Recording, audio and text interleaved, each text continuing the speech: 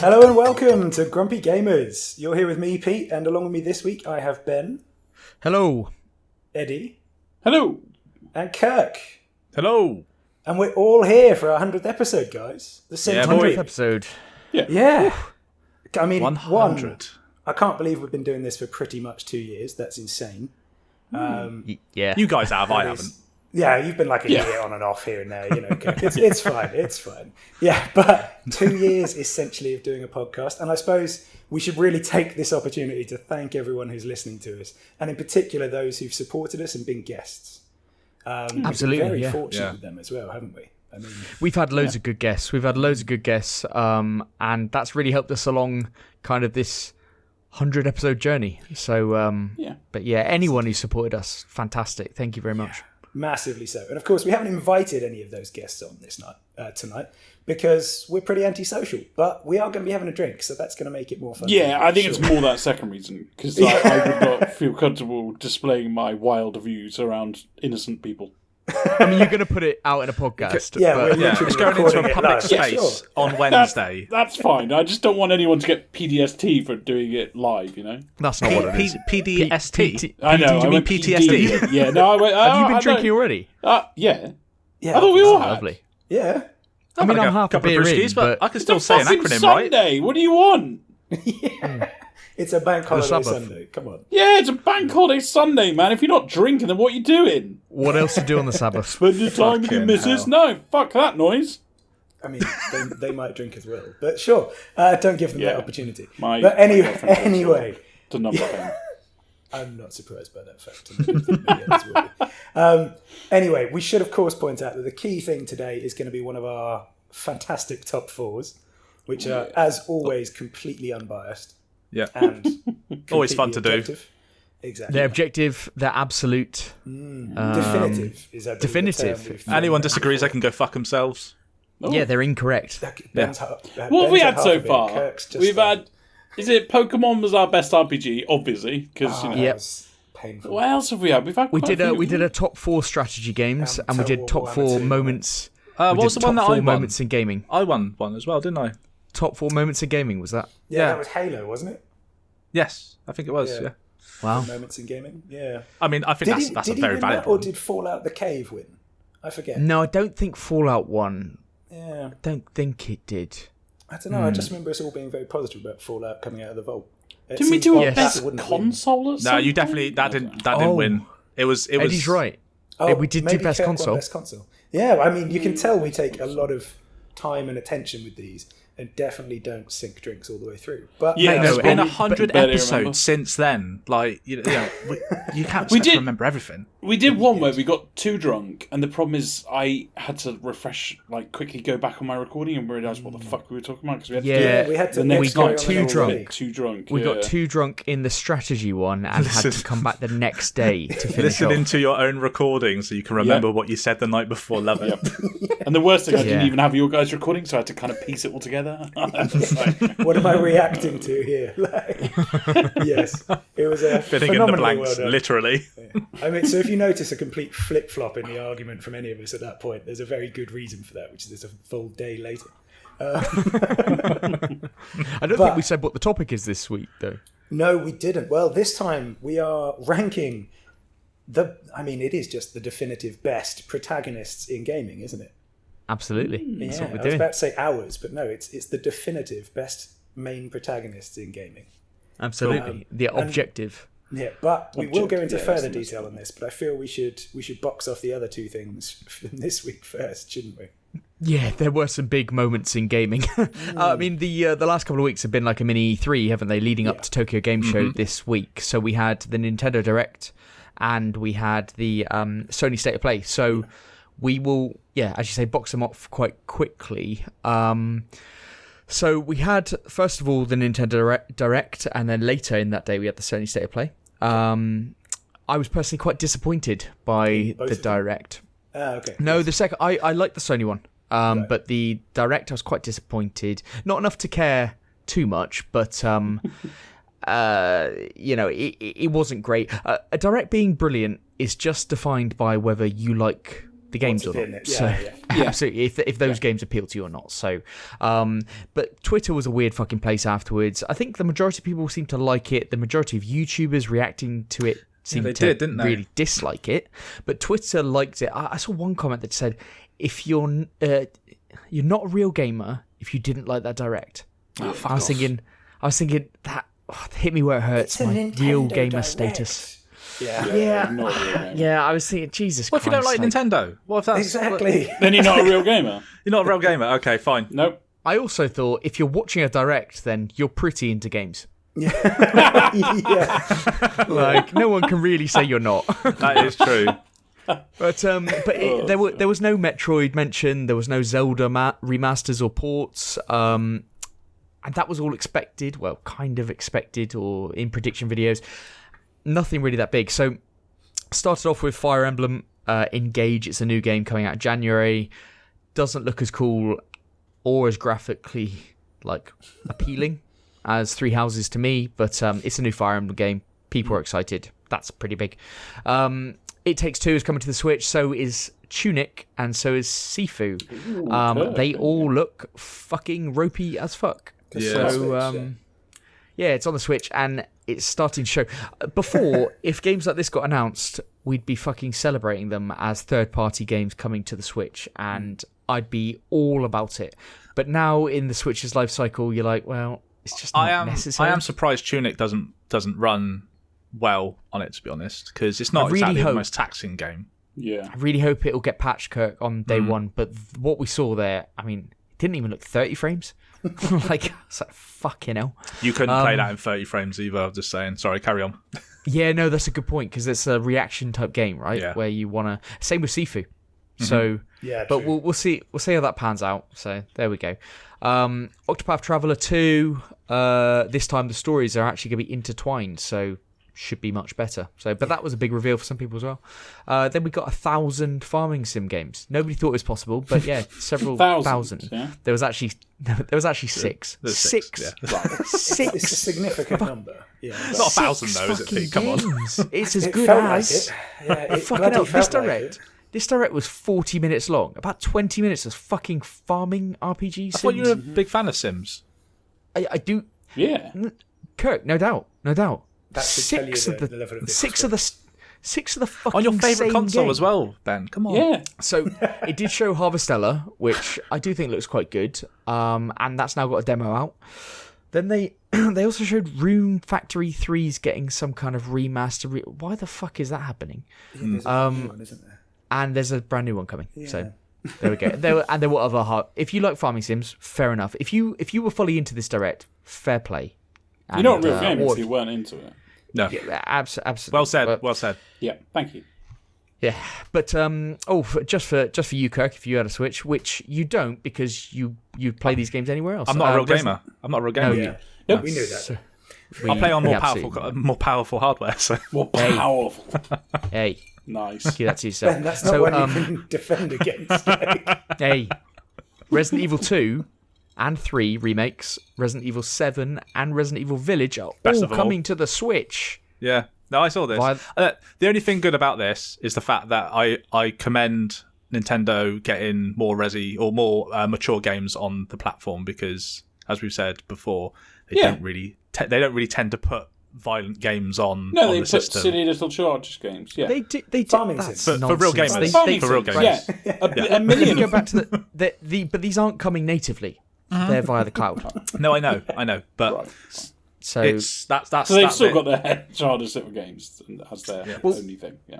there are many adult games on the Switch, but Don't call them adult games, Ben, because we will think of something else when you say that. Catherine Many Full adult- Body comes to mind. I tell you what, Eddie, there are many exactly what I adult was games. thinking. I tell you what, there are many adult games on the Switch. Oh. But Okay. yeah, this is coming via the cloud. Now, just remember that Nintendo Switch cloud service is not fucking xCloud. it's xCloud not. and Stadia are very good, and the Amazon one as well, Luna, I think it's called. Very good at what they do. The Switch cloud, not so good. They can't even do chat right, can they? No, they definitely can't do that. Craig, what the fuck do you think this is here? Chat, Jesus Christ. But yeah, like even if you've got incredible internet, I think the lag on these games will be bad. But yeah, Resident Evil coming. But if you were that into it, you probably would have played them somewhere else. I don't know. It just seems a bit weird. What else did they have? DLC for Mario Strikers, yay! A couple new characters and a couple of new stages. Fucking pathetic. They also delayed Switch Sports Golf DLC. Pathetic. Oh, no. And they showed Mario Kart DLC, which we all knew was coming anyway. So fair Fantastic. enough. One for you, Eddie. Factorio is coming to the Switch. Why would you say that to someone that doesn't have a Switch? Already got it on PC. So. Yeah, it's been available on PC for a while. Eddie, you've made the perfect point. Who cares? Right, then this was like viewed as the biggest announcement. GoldenEye is coming to the N64 package of the Switch. It's also coming to Game Pass, but the multiplayer is Switch exclusive. So this is the online multiplayer. That's a weird one. And also weird is that GoldenEye back in the day was 4-player split screen. That will still be the case on your Switch. So you will see the other people that you're playing against, even though they're not in the same room, you'll still see the 4-player split screen on your screen. Wait, what? Yeah. So you're playing online, but you can see that's why? Well, because I think it's just an emulator of the game. So I don't agree with that. That's fucked up. Yeah, okay, so it probably isn't to a lot of people's modern day liking anyway. I'd also assume, like, this was celebrated on Twitter. It was like, fuck it. It was like the second fucking coming. People were, oh my god, GoldenEye. Two points. One, this is not the remake that leaked online for the PC one that's, upscaled and all that. It's not that one. Secondly, I think 90% of people will play this for 20 minutes. Yes. Or one evening with their mates max. Absolutely. And they'll go, oh. That's a lot shitter than I remembered, and they'll never play it again. So, do you know why Xbox haven't got the online?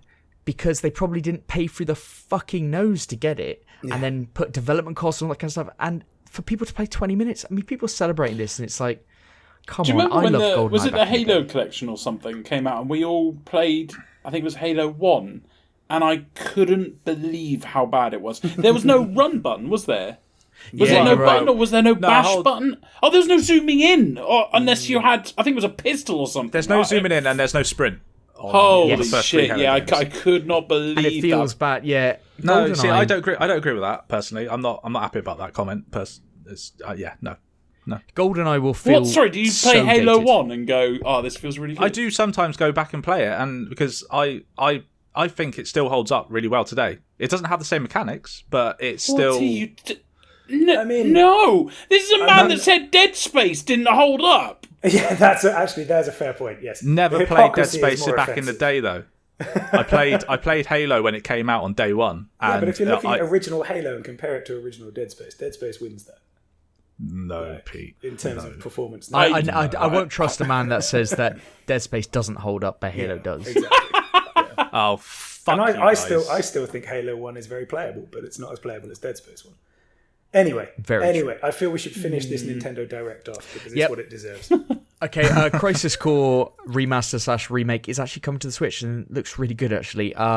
Release date 13th of December. That's pretty cool. Yeah. Pikmin 4 got announced with the name Pikmin 4 put on the screen. Yeah. Nothing else. Great. Shitty little CGI trailer.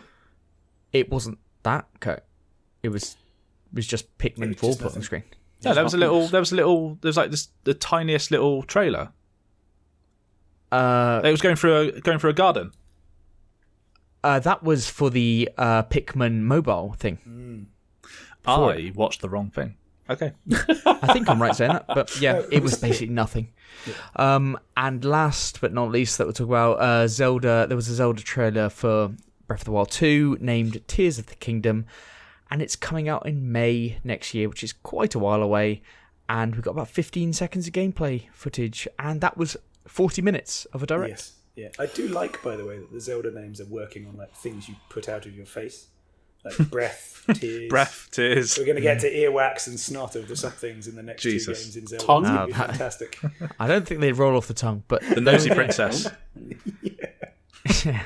You know what's quite fitting about this, and I just thought about this a couple of minutes ago, wasn't our very first episode our feature was Eddie's not a real gamer because he doesn't play Souls games. Yes, I very much. Yeah, but that was a whole bit because this shows our development as a podcast. Well, no, I'm glad. Just now you're not a real gamer, Ben. That's what I'm taking away from this. I'm not a real gamer for not liking this. Yeah, absolutely. Yeah. But that was back in the day when we were trying to come up with angles for our features, weren't we? And it was very trying to be edgy. It was hard though. It was hard. Well, that was like one of the earliest ideas we had of you wanting to get Eddie to play Dark Souls. So you were like, "I'll aggressively attack him live on air." Yeah, yes. That'd be a great way of doing and then Eddie has to defend, and then Pete has to be on the fence. It was, it was never Pete was on the fence. Actually, I had a really fun time because I just ripped both of you at different points. I enjoyed that one. That's what a good fence sitter does. Poking bears. It's a trip down memory lane. So later that evening, Sony piped up with their State of Play, which was half the length of time. It was about 20 minutes, and it was a lot more concise, very tailored towards like Tokyo Game Show, I thought. Hugely. A lot of Japanese games. They started off with Like a Dragon Ishin, I think it is. It's a remake of Yakuza games set in feudal Japan, which was never actually released outside of Japan. So Yakuza fans will be happy, and it actually looked pretty cool. I'll probably never play it, but it did look pretty cool. We had Hogwarts Legacy shown again. They had an exclusive quest shown for the PlayStation version only, which looked very creepy, very cool. I hope it actually is quite a long quest, but I can only celebrate that marketing because I'm going to get this game on PS5 now. Can I just say, I hate... I know Eddie will probably back me up on this, but I fucking hate things like this because basically what you've done is alienated a whole like platform or two because you've got this little bit of content in one game on another platform. For what fucking reason? Because they chucked a bit of money at them and said, make this. Or they probably made it for both systems and they said, can you keep this one for us and just knock it out? Sony probably paid quite a lot for the marketing and got this quest. But you're right, like I do hope that this quest, from a personal standpoint, the quest looked really cool. So it was based in Hogsmeade. I think that's what it's called. Is that the village place? Yeah. And it did look quite cool. You know what it would be? Again, PlayStation fans would just say this is the best quest in the whole game. You should have got it on PlayStation. I do dislike the idea of putting out a different product on different platforms. I was just about to say that. Like I don't like other people not being able to play it though. And I know Call of Duty have done it before and stuff like that. It's just I think they've done the same with Modern Warfare 2. I think there's I can't remember what it is off the top of my head, but there's something that PlayStation have got as at least a timed exclusive with it. Right, okay. Yeah. Okay, well, yeah, like, I'm not a fan of it either. I want the quest to be good, but I don't want people to be locked out of it. So, weird one. But we'll move on to Pacific Drive, which is a new IP in a car driving, like very Alan Wake vibes. Yeah, it really was, wasn't it? I not quite much, like the look of it, but not much to see. Not much shown about it. Yeah. But pretty cool. Then moved on to my highlight, which was that game called Project Eve. Previously called Project Eve, now called Stellar Blade. And my hot take is that this looks like a much better Bayonetta 3. The only thing that's really off-putting is they have this like 3-year-old girl voice for one of the female characters. I don't know why they do that in Japanese like voice acting. What you don't know is it's actually a 25-year-old woman. Absolutely, Kurt. But they are trying to juvenilise the way they talk. It's weird. And I really hope in the English voiceovers, which no doubt I will use because of this type of stuff, if they've got it in there. It's just annoying, isn't it? It's normal. It is. Well, I mean, it's just annoying. This one kind of annoyed me because when they started it, they obviously show you the setting and they show you some other cool build-up stuff. And then they jump in, it's just that really generic combat that you see in so many games. And it's like... I know what you mean. It's kind of that... I do know what you mean about the combat. Stylized. Yes. Very stylized. It's almost like Devil May Cry type... Yes. Fast. Yeah, I'm into this, though. They love holding their poses. It's weird. Yeah. It's very Bayonetta. So, I am looking forward to that one. Rise of Ronin got shown. This is an open world samurai game. It looks pretty fucking good. Made by the people who made Nioh. So now we're talking good fucking games. And then it said 2024. That's not that long, guys. That's not that long. Yeah, it's only a year away. Yeah. Yeah, it's not that long. And actually, I thought Jesus this was the best one on Christ. the show. It looked great, but it's so far away, man.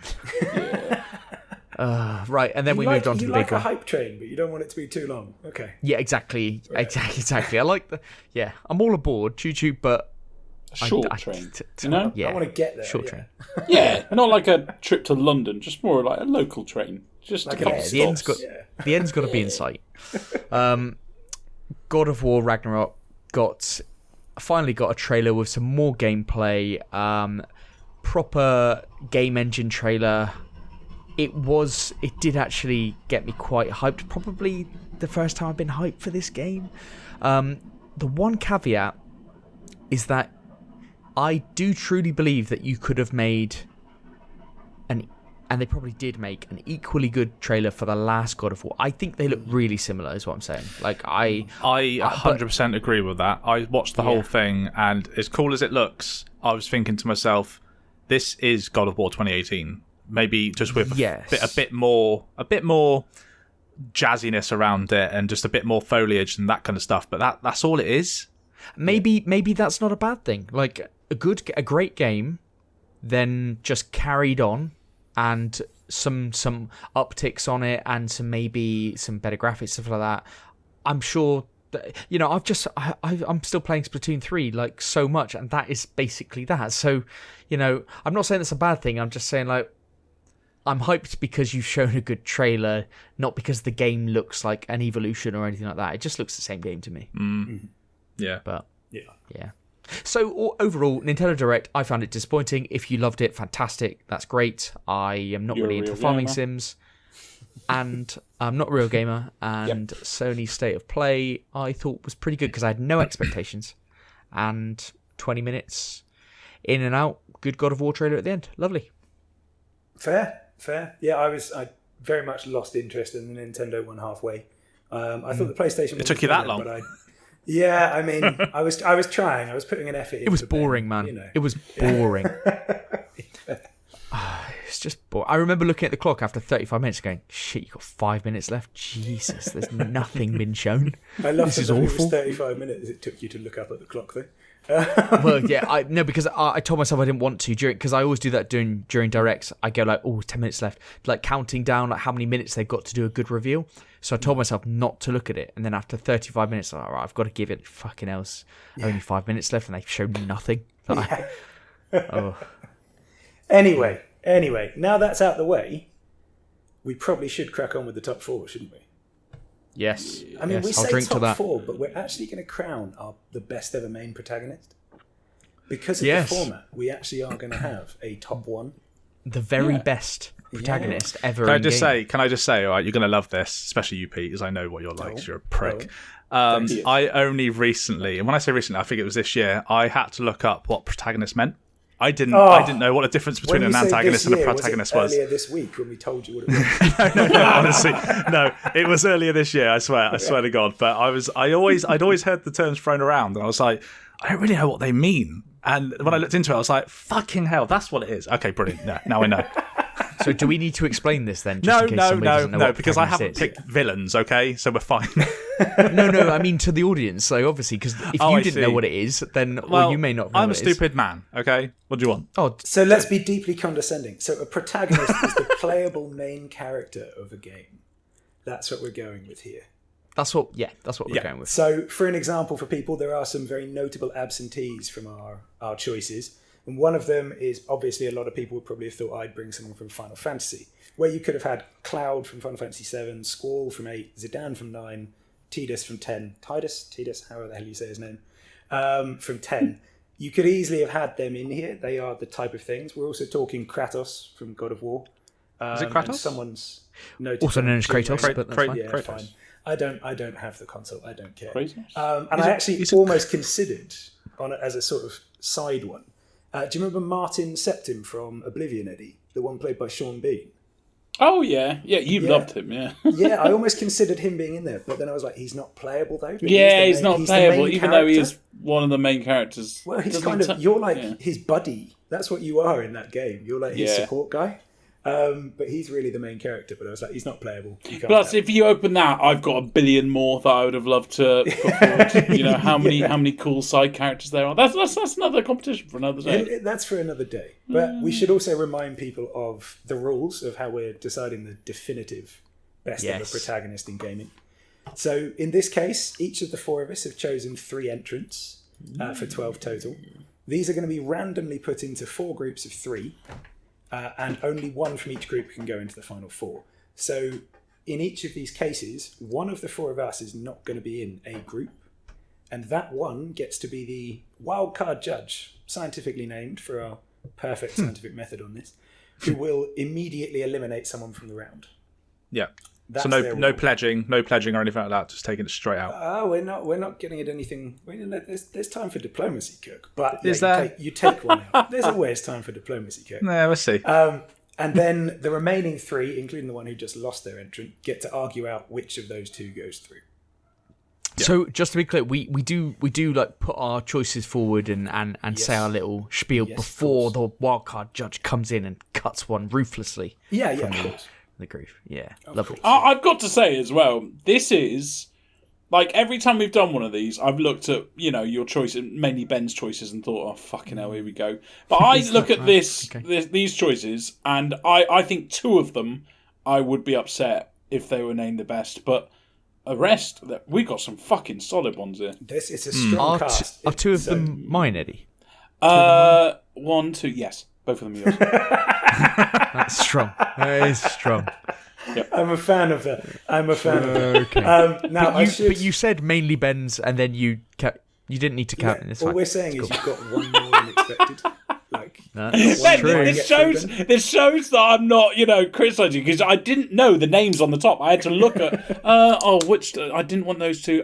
Scroll up, Ben. Right, yeah. So it's not you know.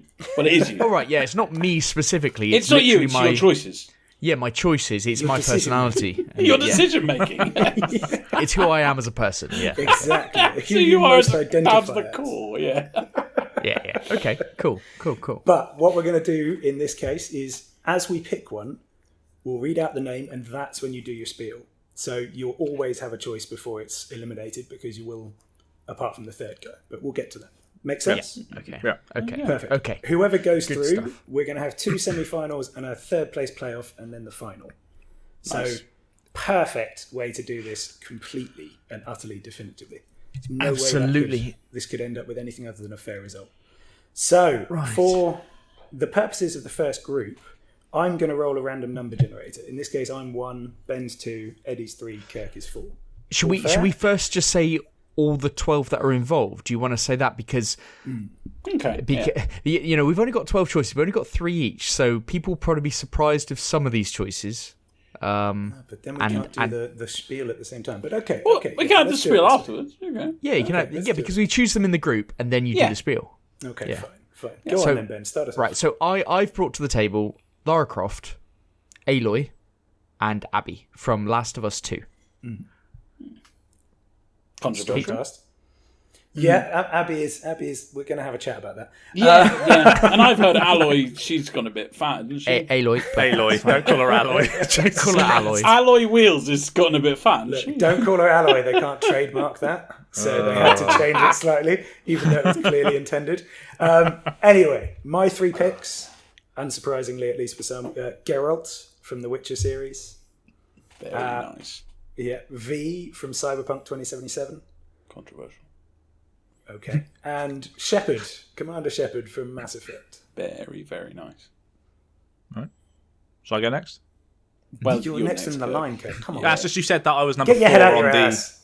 Yeah. Okay. Yeah, especially as to be fair, you did say Kirk was 4, so so, Kirk. I'm gonna. Thank you, Eddie. Thank you. Okay, so Eddie, you go next then. Shut up, Kirk. Go on, Eddie. You're 3. Such a go bitch. Next. Right, so I've got Max Payne.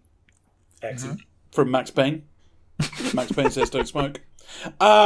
Agent 47 or Hitman. We all know him as that. And then, of course, I don't know why we haven't got a competition at this, because this is obviously going to be number 1. Pac-Man, obviously. I am really looking forward to you bigging up and talking. Yeah, I'm looking forward to that spiel so much. That is an interesting one. If it's not just 5 minutes of wacka wacka wacka wacka, I don't know what it's going to be. And if you don't do that now, when you go on that spiel, what's the point in you even being there, mate? And now in fourth. Go on. In fourth, yeah, lovely. So I've chosen Master Chief from Halo, obviously. Nice, I've chosen Solid Snake from the Metal Gear Solid series and Sonic the Hedgehog from Sonic the Hedgehog. Sonic the Hedgehog. Nice. Yeah, I know, right? Yeah. Perfect. Right, so we have our 12 entrants. Mm-hmm. Yeah. Lovely.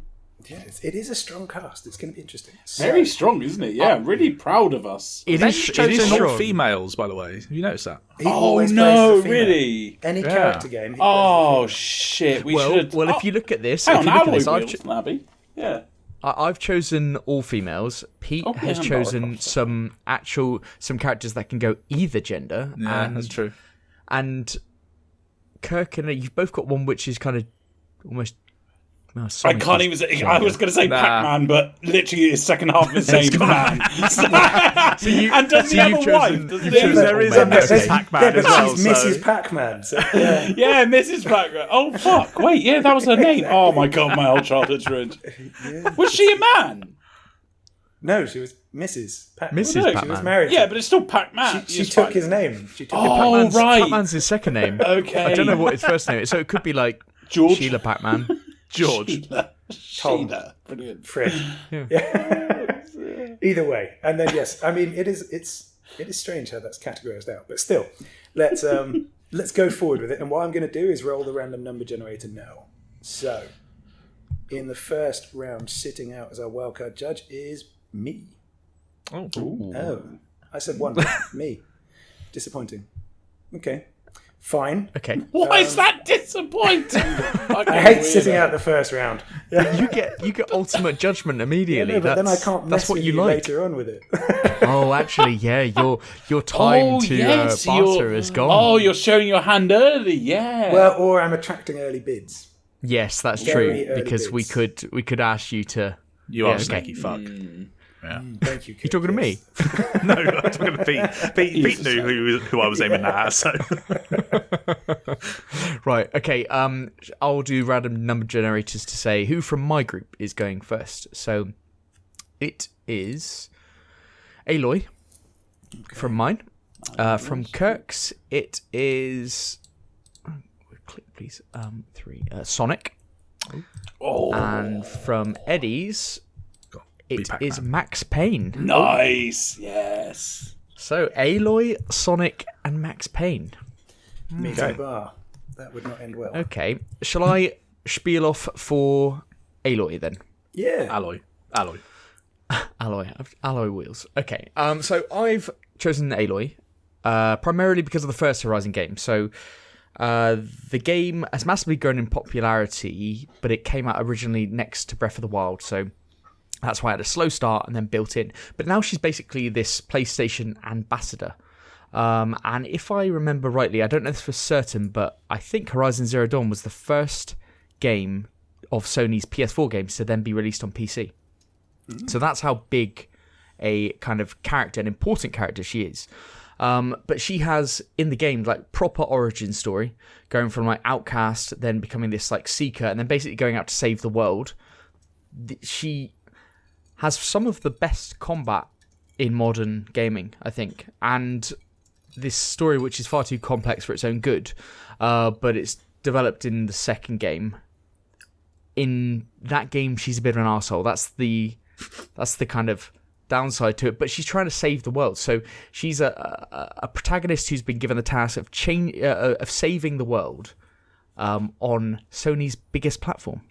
But just the size of the games, the side quests, the development of this game, it allows you to actually understand Aloy, her like motivations and how that kind of fits in the world. So there's not many games out there with this amount of side quests where you actually see a character's development and their emotions and all this kind of stuff. She's also one of the most sarcastic protagonists in gaming, and that gets extra points. But yeah, massive PlayStation ambassador. Huge game sales, and incredibly important in gaming at the moment. Okay. Indeed. All right. Okay. You So, wrapped up quicker than I was expecting there. Yeah, I'll let you know now. I thought we were talking about the characters here, guys. That's kind of We're what not talking about the fucking game around it, are we? Yeah. It's the character. It's the character. Well, no, but it's the character, but also what that character is doing for gaming. Like, I think that's important. I think that makes her an important, good protagonist because she's that important. Fucking hell, that's an extra argument for Pac-Man for me then. Bloody hell. Yeah, I mean, that's going to be my whole argument. I'm just going to whack. I mean, Sure. You could say the same for Sonic as well, because, I mean, going on to... But Aloy is a female protagonist at the moment who's carrying the torch for that type of protagonist in games. I think that's important. Okay, thanks for banging the drum. So, I've got Sonic. I mean, let's start off with he's cool, and he's better than Mario. That's all I need to say, really. I mean, if we're going to go down the route that Ben was going, he is the Mega Drive ambassador. Sega wanted a mascot that was actually cooler than Mario. That was on a documentary series. Can't remember what it was, but it was on Netflix, I believe. Anyway, so the character himself, he's super quick, and apparently he's able to move at the speed of light. He can harness the power of the Chaos Emerald to turn into Supersonic, which essentially turns him invincible, and go even faster than when he was without them. His best friend is a fox who can fly, who helps him out when in places that he can't reach himself, which is, pretty decent. It's nice to have a fox friend. I'll be honest with you, this is a new bit of information to me, even though I'm a big Sonic fan, but there is another level to Sonic where he goes into hypersonic state, where he is invincible and can even fly, which I was like, okay. So essentially it's something to do with... When you said another level, I assumed there was like a depth of character I was missing. Like he volunteered in a soup kitchen or something. He goes even faster. But okay. Well, essentially he does. He goes to hypersonic levels. So, some fun facts about Sonic. He can turn invisible just by spinning so fast. He casually breaks the sound barrier, and he loves chili dogs, and so do I. He loves chili dogs. Yeah, he loves chili dogs. I don't know if you know. Do you remember the old cartoon series? I can't remember what network it was on, but there was back in the 90s. There was a TV show cartoon, and it was exclusive canon in the cartoon at the time. But then that ended up kind of breaching out into the games and other kind of material and comics and stuff for him. So they've used it that Sonic the Hedgehog just loves chili dogs. I think I do actually remember that TV show. Yeah. Yeah, I do remember its existence. Yeah. So, that's Sonic. Okay. And Eddie? I'm going to take a completely different route. Please Max do. Payne, note number 1, cool as fuck. Note number 2, he doesn't give a fuck. Note number 3, his kill count is unmeasurable. And you can't say that about fucking alloy wheels, can you?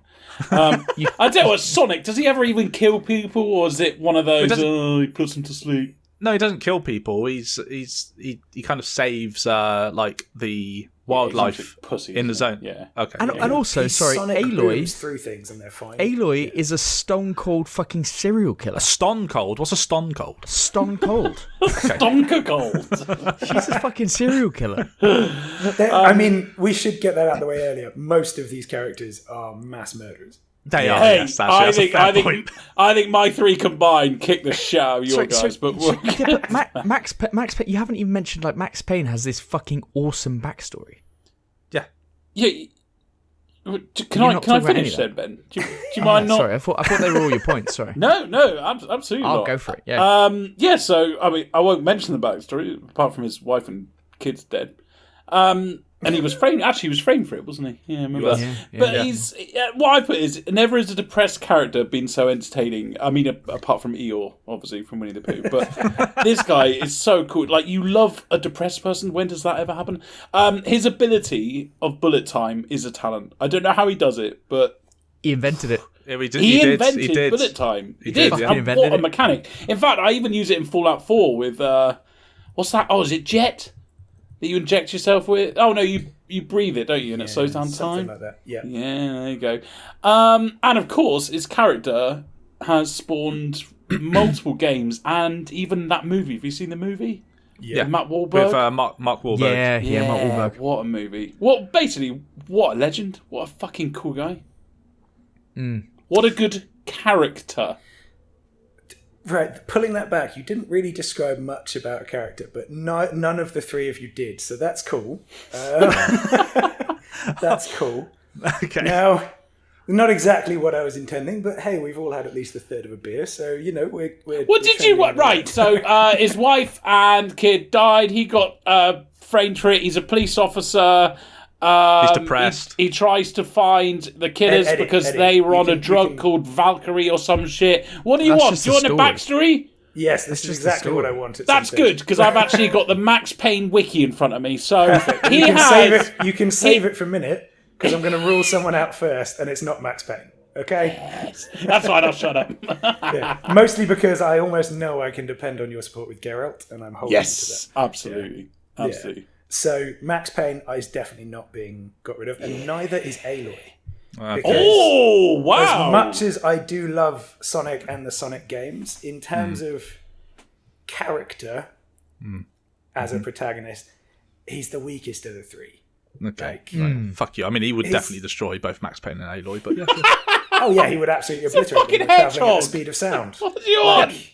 He's just got to rip through them, Eddie. What the fuck are you talking about? They wouldn't even have time to see him. Max Payne's got bullet time. All right, that's fuck true. you. You could slow it down and you'd see him coming, wouldn't he? And actually, they are not that far off the same sort of speed. So yeah, you might have a chance. My God. But even so, I'm taking Sonic out of this. All right. Not again, Kurt. Nothing against it. Are you just saying that so that I don't fuck you over when it's my turn? No. I do love Sonic as a character in these games. I just think, in terms of a titular protagonist, he's not having much influence on proceedings. Like his backstory isn't doing much of the heavy lifting. You know what I mean? Be fair, he doesn't actually have much of a backstory. I looked into this, and they don't really have anything for it. So. Yeah, you see what I mean. Like he's not motivated by a traumatic past or like it's. I mean, there are more similarities with Aloy when I think about it, with the world about them being changed and trying to do something about it. But I'll tell you what, the one thing I did find out about Sonic is that for reasons unknown, he bumped into Robotnik and he became his arch nemesis. That's it. That's for reasons unknown. Reasons unknown. That just makes me think of Peter Griffin and the chicken from Family Guy. Why do they keep fighting? It's an expired coupon that caused all of this. Okay, I'll take it. But that is my role done in this round, guys. So it's between you three for Aloy and Max Payne. So I want to say for Aloy, when you start playing Horizon, like probably the most important thing about her is that she doesn't quite fit in the world, and you're kind of learning how she does. So she's an outcast to start with. You go through this whole proving setting and stuff where you're actually feeling like Aloy trying to belong, and then she's torn out of that and given this role far bigger than she ever expected, and then it's going to almost save the world. That, along with that, you're going from somebody who has nothing and doesn't really know much of anything. You're seeing them develop from a child up to an adult, and you're kind of, as soon as you start playing the game properly, you've got out the tutorial areas and stuff like that, you're already feeling like you're as one with this character. That's why she feels so good to play as. But as I said, just the sheer variety of the game and the quests allows you to see so many different scenarios that you actually see her in and her character reacting to. Like, it's not like you can change the world with it. It's not like other games that we'll talk about where what you're doing then changes how things end up. You're just, all the options that you choose are just learning more about her and learning about the world. But for that purpose, she's pre-built. You're not changing things. You're just learning more about this character as you go through, and the depth that they provide, and especially with the next gen graphics of the latest games for that, like, just you can see with just expressions like how she's dealing with this stuff, and it does happen in modern gaming where you can actually learn more about the character just through the graphical ability, which you don't get with a game like Max Payne where they're all in about 5 pixels. Yeah, but that's going to be changing soon, isn't it? I love it when that's Ben right, goes actually. on a really long wind-up. Honestly, Ben, I was just about to say, I've never heard a man talk for 2 minutes and say absolutely nothing. But it's all just a wind-up for a little nudge under the a little beat down right at the end. It's not like a knockout blow. It's not like a punch to the throat or something. It's this little pinky finger on the forehead. It's little pinky finger on the forehead. Well, Aloy is the weakest of my 3. And I mean, to be honest, Kirk, you're the one who needs convincing here because I do, yeah. Eddie is not going to change his vote for obvious reasons, and I don't think Ben will change his. So you just need to pick, really. Yeah, Kirk, you do what you feel's best, buddy. Okay, but you're going to give me any more, or is that it? You got to give him a little bit more. No, well, I think Max Payne. You know who Max Payne is, Kirk. I do. You enjoy his character, and I think you'll make the right decision here. I'll be honest with you. I've actually played the Max Payne games. I haven't played the Horizon games, Ben. There's a reason for that, Kirk, right. and it's because you enjoy the character. But you had a PlayStation at that time, didn't you, Kirk? I did. Yeah, and he still didn't get it. I did. No, I did have it actually, Eddie. I just never got around to playing it. Wow! Yeah. I had it, and it was still sealed. Alloy wheels. My friend bought me a few games for Christmas, and one of them was Horizon. Never played it. So, Kirk, and she can't fucking climb, mate. She can't climb for shit. That is true. She just fucking climbs too much. That climbing climbs way too much. Oh boy! Look, I don't mind Aloy. I think she's fine as a person. I do appreciate, like, if we're going to go down the whole route of like what the game does and how it has, it's bringing more. It's on the protagonist. Yeah. Yeah, I think Max Payne's probably done more for gaming as well, just for the record. Well, I mean, Horizon is a kind of not so much a copy and paste of like previous games, but there are a lot of games like that now. Yes, yeah, whereas agreed. Max Payne and Max Payne as a character, there are a lot of games that were influenced by Max Payne. Absolutely. Whereas Horizon was something that was that took its influence elsewhere. It's just a copy and paste, yeah. Yeah. So sorry, Ben. Well, no, I'm not sorry. Actually, Max Payne. I wouldn't be sorry because I think Max Payne is probably the right choice. Oh wow! Okay. Do you like that? Thank you, sir. You know what? I'm so happy because on his hands and knees, going, "Thank you, Kirk." Oh, I think that's two of the weakest we have, and that's my strongest. So if I didn't get that one through, I was just going to fucking log off. Aloy is my weakest of the three, I think. All right, I would probably have agreed. Yeah, I would agree. Right, and I think Max Payne is Eddie's strongest. So if that, I think so. Yes. He's not going any further from here. But that was a good win. I thought that was a good win for you, Eddie. Yeah, I'm very happy. Max Payne is in the semi-finals. The next round will decide who he's up against. And because I'm now free of wildcard judge responsibility, it's now Ben is 1, Eddie is 2, and Kirk is 3. Mm-hmm. So this time around, it is Eddie who's the wildcard judge. Ooh, okay. So my one is then Abby. Abby from Last of Us 2. Oh, I like it. I like it a lot. Okay. All right. Next one, number 2, V from Cyberpunk. Oh, okay. Okay. That's okay. We know Eddie's thoughts on V. Yeah, I know this is tough now. I was getting ready to slap the Abby. Master Chief. Master Chief. Whoa. Okay, we got a big group Big now. one. Okay. Okay. Shall I go on the Abby spiel? Go on. Mm-hmm. Please. Okay. So this is a spiel. It contains a few heavy spoilers on Last of Us 2. So this is be warned kind of territory. Can I cut off 2 minutes in advance? Joel dies, guys. Crack on. Yeah. Now, if you're going to choose a character from The Last of Us 2, you'd probably be expecting me to choose Ellie, like we've already said. And I love Ellie. We all love Ellie. Ellie is The Last of Us, really, for loads of people. Suddenly, when you're playing, you're then thrust into this role as Abby, who the person is built as the antagonist. So she kills Joel. And it's a shock when you are then changed to this, and you're basically saying, please, can I go back to playing Ellie?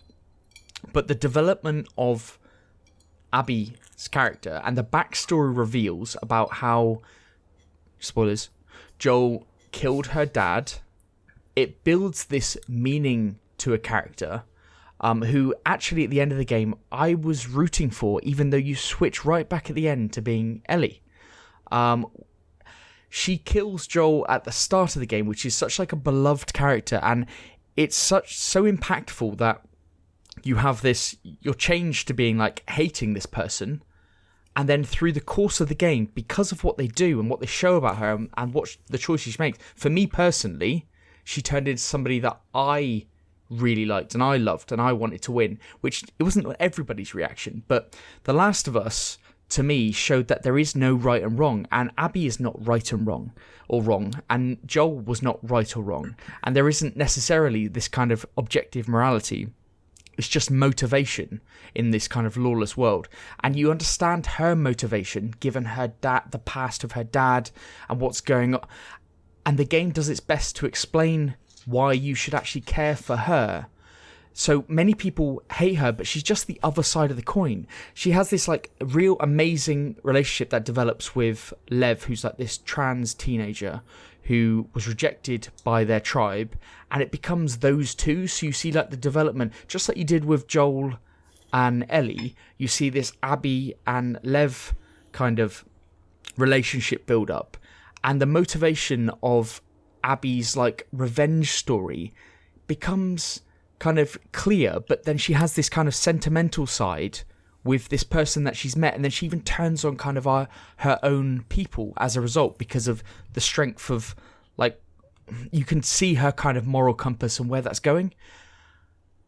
The game was next level storytelling, and without Abby and that character and the strength of that character, this game would have just fallen apart, and instead it's one of the best narrative games that I've ever played, and it had to be propped up from this kind of like yin and yang with Ellie, with Abby's story, and she's a character that I absolutely love. I love so much, and I really hope that there's an Abby and Lev game next, but the whole thing was built on the strength of her character.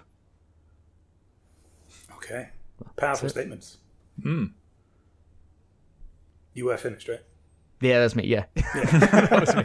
So, but like, I swear, one of the times, Ben, you had like a big flourish to the end of each of yours. So, like, you're throwing me off slightly with the build-up. Yeah. So apologies. But he did kind of summarise in the last sentence. I was going to say, when the fuck is he going to talk about a character? And then he kind of went, yeah. I have talked about a character. She had an incredible backstory. She built up. She had a relationship with somebody. She turned on her own people. Like, it was this whole journey that this character has. But why is she a great character then? Is she like entertaining? Is she emotive? What makes her a good character? She's incredibly strong, and her character turns you from hating her into loving her. Like, the relationship that she builds during it, you understand her, the motivations behind her. That's why she's a good character, because you understand why she's doing something.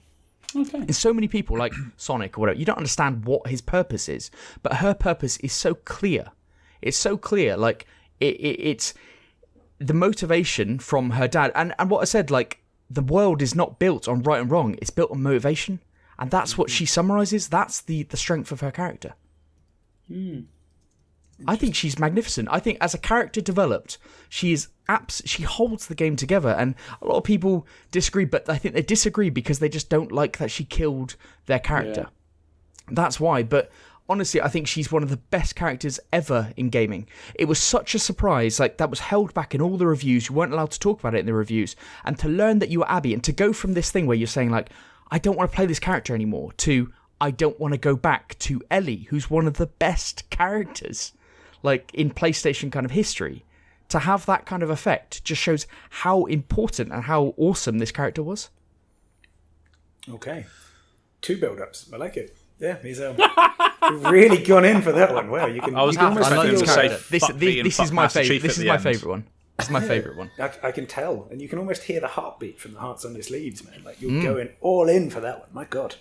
Okay. Yeah. Okay. Well, I suppose that brings us on to me, which means I need to focus and not focus on the almost empty glass of rum I have here. And we should talk about V. But partially, we should also point out that I've pulled a sneaky on you here, because V is really 2 characters when you think about it. And that's that's not the picking gender. No, it's Johnny Silverhand as well. Okay, all right. Because he is also protagonist in Cyberpunk. And you will also play as him. 2 for 1, baby. 2 for 1. Yeah, this is V and Johnny Silverhand and Keanu Reeves. Just say Keanu Reeves. No. You don't get to say, no. You don't get to do that. It's not Keanu Reeves, okay? It's Johnny Silverhand. It's Keanu This Reeves. one is Eddie is never voting out. This I'm one. not, I was all against this one. I was going to go, how the fuck can you do a protagonist that you don't even have, like, your control? Yeah, but fuck me, Ben, you might as well say bye to Abby right now. But no. Let's follow the process. Eddie, I love V. I absolutely love V. But this is the thing as well, is I think you're underselling main V a little bit there, because you're, obviously, it's the outcast kid with an uncertain past, because you have to pick between one of three. Coming into life in Night City, which, as we all know, is a nightmare. But the key thing about V is just trying to survive. Like, it feels different from quite a lot of other games where you've got bigger ambitions. This one, it is literally, there is something trying to kill you, which happens to be Johnny Silverhand.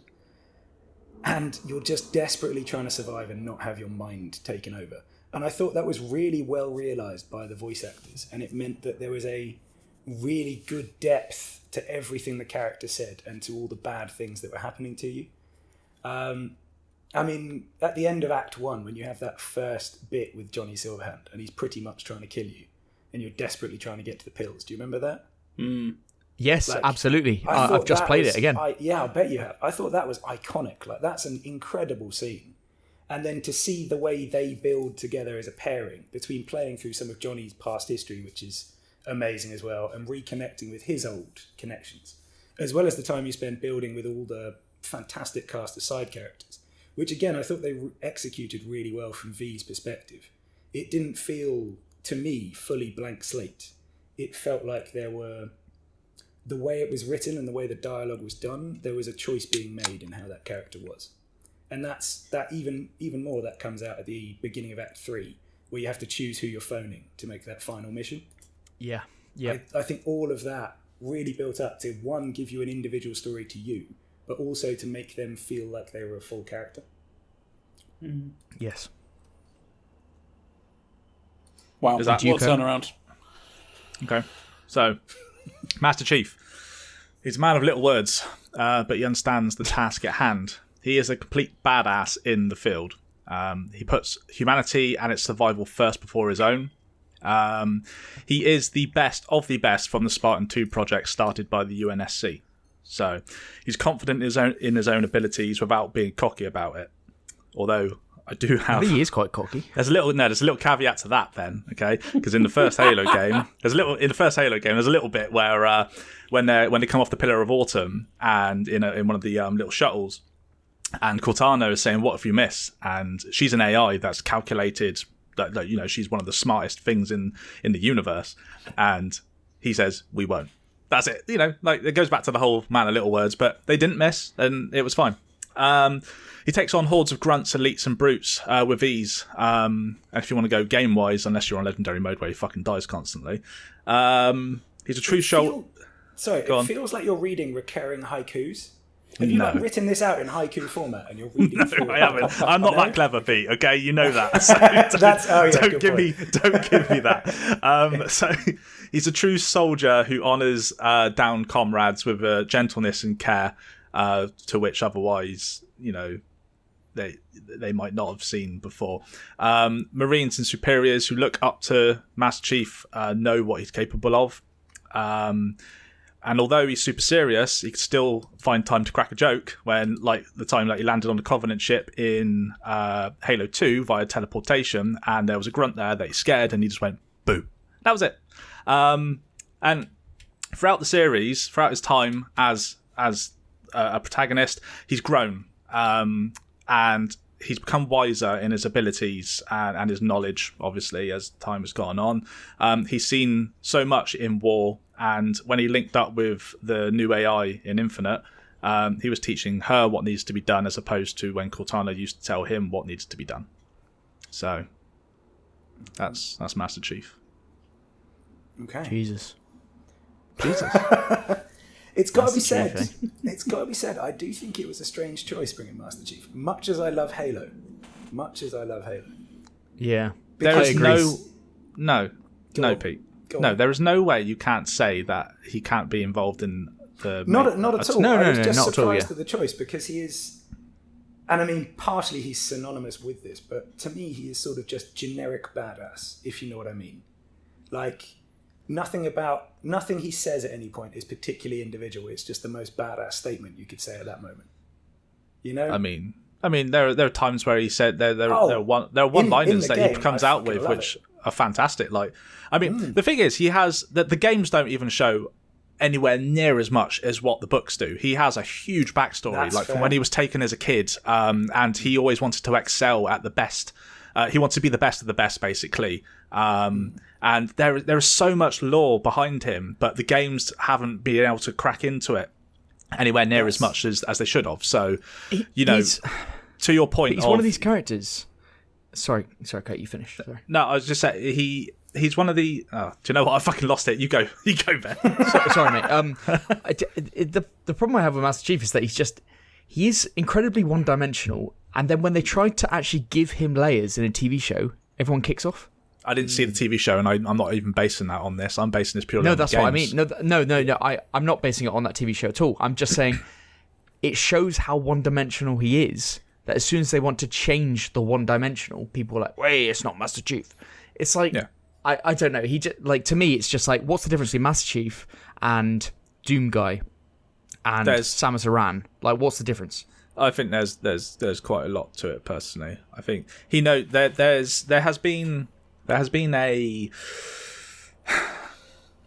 been a rocky path in the sense of how they've depicted him, but I think if you've played the games and you love the games and that's all you've known from Halo, and that's where you're getting all of your information from, it has been a slow burn, and all the way up to Infinite. Like Eddie, I know you haven't played Infinite's campaign, but he's a lot more humanized in Infinite versus previous games, and for good reason, because of everything that's happened before. But in the original games he was one-dimensional, but he has evolved considerably over time. Well, we are hearing from all but the important person here. Yeah, we are. Well, I was just about to say, Kirk, as you could tell, I like a badass. Max Payne, Agent 47, and Pac-Man, all fucking hard men, you know? Tough people. Pac-Man especially. Absolutely. Kirk, I'm glad you said that. Because, and for that comment only, there's no way I was going to get rid of Master Chief. Master Chief is a legendary character. Lovely. And legendary as well. You use legendary. That's a game mode. I love it. Yeah, see what I did Does there? that make him, if he's a legendary character, does that make him a good protector? I don't, okay. Yeah. All right, I would say he's probably one of the best people on this list because I think he's one of the iconic weakest character. protagonists. Like, if you know the way I look at it, who would I like to have a beer with? That's not... Master Chief. Done. Would I like to have a beer? Would Master Chief be the most boring person to have the beer with on this list? Oh, I don't know. How tall is he? Like the big, endearing, he's like 8 foot. strong character. He'd probably drink a lot. I'd fucking love to just be around his aura. Like fucking Abby. But that's all you'll get. He won't speak to you, but he wouldn't say anything. Dickhead Abby. That's Eddie's perfect company, to be fair.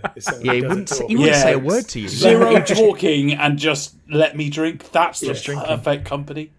I can't argue with that. You've got to make a choice, man. I can't argue with that. I think he's made it, isn't he? Yeah, Pete, I was going to go all day with V. In fact, when I saw that you put V even on this table, I went, this has got to go. But your arguments were fantastic. And no sane man would get rid of Keanu Reeves in anything. Thank you. Yeah, respect that. So I'm afraid, Ben... if you chose any other character from Last of Us 2, then maybe you wouldn't know because you've never played it, so you wouldn't know. I know you're going to go on the defence here. You wouldn't know. You would just always say the same thing. You'd always just vote out. That's fine. I will go with the masses. Yeah, that's fair enough. No, sorry, Ben. If it helps, I was definitely going to get rid of V when I heard the lineup. I mean, I can understand why people, the Abby thing. Well, I really resonated with her. I thought she was an excellent character. Not a lot of people. I think it's very divided. So if it helps, I think fair it's enough. a fantastic choice for this because she is clearly a really strong character. Mm-hmm. You can tell that from the strength of hatred just as much as those people who attack her. Yeah, absolutely. Yeah, very good point. A weak character doesn't have a reaction like that from people. Yes, but she's not a flavour that people seem to like very much. And I think you're probably right, and it's because she killed Joel. Yes, but it is the case that she's unpopular for that reason. I respect that. Respect the choice, Eddie. Do not worry. So are we down to V versus Master Chief? This is a tricky one, isn't it? Well, Eddie's not voting. It's just such a shame because Ben's clearly said. I do think that Master Chief is one of the weakest protagonists on this list. Yeah. I think as a gaming protagonist, you could swap him with as I've said, like I don't know how he has a bit more to him than the likes of Doom Guy who doesn't speak, or he does actually speak in the last one just a little bit. See, I always think. Or at least when I was picking this, I was thinking of characters where I look forward to speaking to your mates and your crewmates and everyone else, as opposed to I look forward to murdering hundreds of people as them. If I was looking at it from a perspective of who do I really enjoy playing as, who do I enjoy the mechanics of being, then Master Chief's right up there. I love Halo. I love Halo. I think it's brilliant. All love the game, but I don't go. Oh, I can't wait to talk to that sergeant. For instance, there's no difference between me playing the campaign and the multiplayer. I don't think I'm a different person. Yeah. But I am literally a different Spartan. So in I what don't way agree with is that. that? I don't agree with that. So if I'm playing the campaign and I play the multiplayer, I feel. I know the mechanics are the same, but I literally feel I'm the same character that I'm playing. Like you do see a bit more of Master Chief in the latest campaign, but going back to V, like I'm replaying Cyberpunk at the moment, and Kirk, you've played it as well. I mean, what I love about V in particular is that we've all played that game, whereas I played as the female V, and I think it's absolutely amazing how you can be a male character or a female character and the gender doesn't matter. You still had these amazing, you think your voice actor is amazing and that character depth is amazing, and it works just as well male and female. I do think that's brilliant. The relationship with, I think a lot of main protagonists have someone to bounce off. When I chose Abby there, like Lev was really brought into it, and even the antagonist in her eyes of Ellie, like that's important. In Cyberpunk, the Johnny Silverhand, Keanu Reeves relationship is brilliant. As you said, Pete, it starts off in the opening scene with them. He's literally trying to kill her. Yeah. Or him. Yeah. Trying to kill V. Yeah, trying to kill them. Yeah. And then after next 5 minutes, she's like, or he, them, they're like, oh, Jesus Christ. You tried to kill me. You tried to kill me. What the fuck are you doing? And then he's like, nah, I'm over that now. I'm moving on. And I actually think Keanu Reeves' performance is quite strong. And as an imaginary friend to bounce off, it's a fantastic mechanism to learn more about this character. I do think that Cyberpunk is incredibly underrated. I think it's an excellent RPG. And yeah, I do think for me personally, that's an easy decision that it has to be V going through. Okay. There's no point in me trying to fucking fight it, is there? Because Pete's not going to vote against his own fucking thing. I have previous for doing so. I have done it you before, have, but I know your affiliation to Cyberpunk and V is very well documented. So I'm not even going to bother fucking fighting it. V is one of those characters that as soon as you start playing, you feel like you are them. Yeah. Like you get them. And I don't know how the writing does that. I mean, we've all played. I think even Eddie probably, from what you've played before, you had to return it because it was all furry. Like you probably think the same thing. Like you feel like you are that character. It's amazing. You understand them immediately. Their motivations, their drive. Like they have a clear purpose in that game. I think she's magnificent. Ben, you don't need to keep fucking trying to fight your corner for it. Okay, I would have chosen her, but Pete's better had more experience with V. Yeah, and this all came about from our chatting about this idea last week, didn't it? Because I think it was an offhand mention, then it was a realisation that actually it's a really good one. Right, I've actually made an executive decision, boys, which is that we're going to do the semi-finals random number generated as well. So there's no time to prep for your matchup. Okay, good. Yes, very good, very good. I just figured that was a better way to do it. That is better. Moving into round 3, the only remaining wildcard judges are Ben and Kirk. Yeah, okay. That's 1 and 2 in that order. So we're going to have Ben as our wildcard judge. Good stuff. Right, let me random number generate. Apologies if you hear some pouring. I'm just about to pour a big, tall glass of wine. Oh, I got V. You need to apologise for that, really. So it's Geralt. Nice. Oh, fuck. Versus number 3. So no. It has to be Solid Snake. So it's Geralt. Solid Snake. Shot. And then Agent 47. Oh my god. Oh, Jesus. Group of death. Oh, that is tight. Okay, go for it. Who's going first? Wow. Yeah, I think it's Pete first. Yeah. So, I mean, it's Geralt from The Witcher. And I think this is one of those your few argument. occasions. Sold. Well, You I have think this my is vote. one of those few occasions where just saying that most people are going to have a sense of who that character is, because he's now in a flipping TV show that's really good, entirely based on how well The Witcher 3 went. Yeah. And obviously I'm focusing mostly on The Witcher 3, which is where the character is the most well realised. But I think we should also mention Witcher 2, which is also a really, really good game. And even in Witcher 1, where he's still a very well realised character. And this is one of those rare ones where you don't have that much input into your main character, but you love that anyway. You come into it and he's got pre-established relationships with a bunch of characters who come into it. Almost everyone knows who he is by his moniker of the White Wolf or the Butcher, depending on where you go. And he's got a vast backstory based on, one, a bunch of novels, much like Master Chief, but older. And two, just based on the fact that he's a 200-year-old Witcher, like equivalent. That's mad. And I think throughout all the games, they did really well at giving you a way of making moral decisions, didn't they? So you couldn't change the world outright, but you could change certain parts of it through whether you were ruthless or just badass. But either way, you were tending a line between those 2 points. And the success of things like Geralt and Yennefer as characters pairing off with each other is very well known. But it says a lot about the games where that had no basis in the books, but they managed to make a rivalry between Yennefer and Triss and make it a choice that people still debate even now. Which, I think that's been one of the most interesting things of that game, was creating that as an agent of tension, as it were. But yeah, I really don't think I need to say much more than it's Geralt. It is Geralt. Very good. Do you fancy Geralt? A little bit, yeah. A little bit, you have to, surely. He's played by Is Henry that Cavill. game version or Henry Cavill? Most of them. Oh, that's a tough one, isn't it? Ooh, do you have a preference, Eddie? Do you have a preference? I'm sorry. Can I have both of them?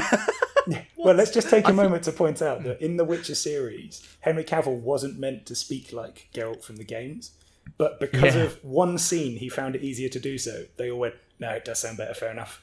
I heard that. Yeah. I love that. All right, shall I take us on to Solid Snake? Yeah, please do. All right. So he's a humble soldier. He doesn't think he's a hero, but he's single-handedly taken down a WMD, Metal Gear Rex, from the first game, and a terrorist organisation from the first game. He doesn't take any crap. He wants to know how to get the mission done at whatever cost. He's a clone of Big Boss, widely considered the best soldier of the 20th century, but I'm not going to get into that because it's too confusing even for me, and I know a lot of Metal Gear lore. He's fluent in 6 languages and has an IQ of 180, and that's according to fandom.com. All right, so I'm not going to say take that with a pinch of salt. I think that's fact. Must be right then. Yeah, must be that's right. That's fact. Yeah. He can and has infiltrated cruise liners, heavily armed strongholds with no weapons or gear of his own, only using what he's found on site, even if that's a cardboard box. And we all know. Are you reading Snake... a wiki? Oh, yeah. No, I'm not reading. No, I'm not reading the wiki. I'm reading. It does sound like it, doesn't it? Especially his first bit. Yeah. Hey, no. He has infiltrated many things, including. It's like the first bit of his CV. Yeah. It's the opening game. Key achievements. I'm paraphrasing. Leave me alone. So he's extremely competent in the following, but he's not limited to this equipment: Opticamo, RPG-7V rocket launchers, C4 explosive, PSG-1, which is a sniper rifle for the uninitiated, rail guns, and all sorts of grenades. He's strong. He can lift the Jeep with his bare hands. Right? Never. He's fast. He can keep up with Grey Fox, who can move faster than the eye can track. He's durable, surviving electrical torture of multiple rounds with no lasting damage, and he's skilled. He blew up a tank with just grenades. All right? Fucking hell. Why does it sound like you're making an eBay listing for them, as opposed to defining a human being? Buy it now. No damage as well. Buy it now. Damage. Limited use, no damage. Basically, I mean, he is... up until recently, with all the stuff that's gone on with Konami and Kojima, he is still renowned as a very, very high-profile protagonist and character in the gaming world. Like, he was featured in Smash Bros, for fuck's sake, like as a playable character. Are you appealing to me in that? Yeah, I am. Yeah. He's infiltrated. Nintendo. Then, okay. They even had a remake of the first Metal Gear Solid game for Twin Snakes on the basis that the first game was more. I'm all in on this. So the fact of the matter is, he as a character is synonymous with things like sneaking around, stealth, all that kind of stuff, and even so much so. I don't know if you guys have seen this yet, but there's I want one, but I don't think I'm going to pay £500 for one. They've got these busts, which are like handmade of Solid Snake from the first game. Like that's just weird, man. Well, you say that, but whatever. We've all got our things that we like, don't we? Switches, for example. You're convincing me. Yeah, that's true. Yeah, I should have said that, should I? I've had a drink and I don't know who my foes and my enemy friends are. Focus in on your enemy right now. But ultimately, he is, like I said, I mean, he is a complete badass, and as a character, I fucking love playing the Solid Snake. Metal Gear Solid 1, especially, is still one of my favourite games of all time. I will quite happily play that pixel game on a PlayStation 1 to this day, just because it brings back so many memories. And his character is just fucking awesome. So that's what I'm going with. Okay, what's that open world one? I played probably a few hundred hours of that one. That would be the fifth one. 5. Yeah. Is that 5? Oh, Phantom Pain. That's what it was Phantom called. Pain. That's the fifth 5, one. yeah. Is that? Yeah. Oh, fuck me! What a game that was. The mechanics in that game shit. are next level, aren't they? And just everything about it. Incredible. Absolutely incredible. Yeah. So, I mean, no, really shit, and there's a really shit choice. Yeah, Eddie, come on, man. Yeah. And thanks very much for reading off the fucking wiki page as well. I really appreciate that. Yeah, good. Right, Solid Agent insults, 47 is the main protagonist of the Hitman series. He is a professional hitman and former... prick. Not going full crack on this one. He is proficient with... Yes. He uses a cardboard box. Oh, no, I'm a fucking snake. He's proficient with...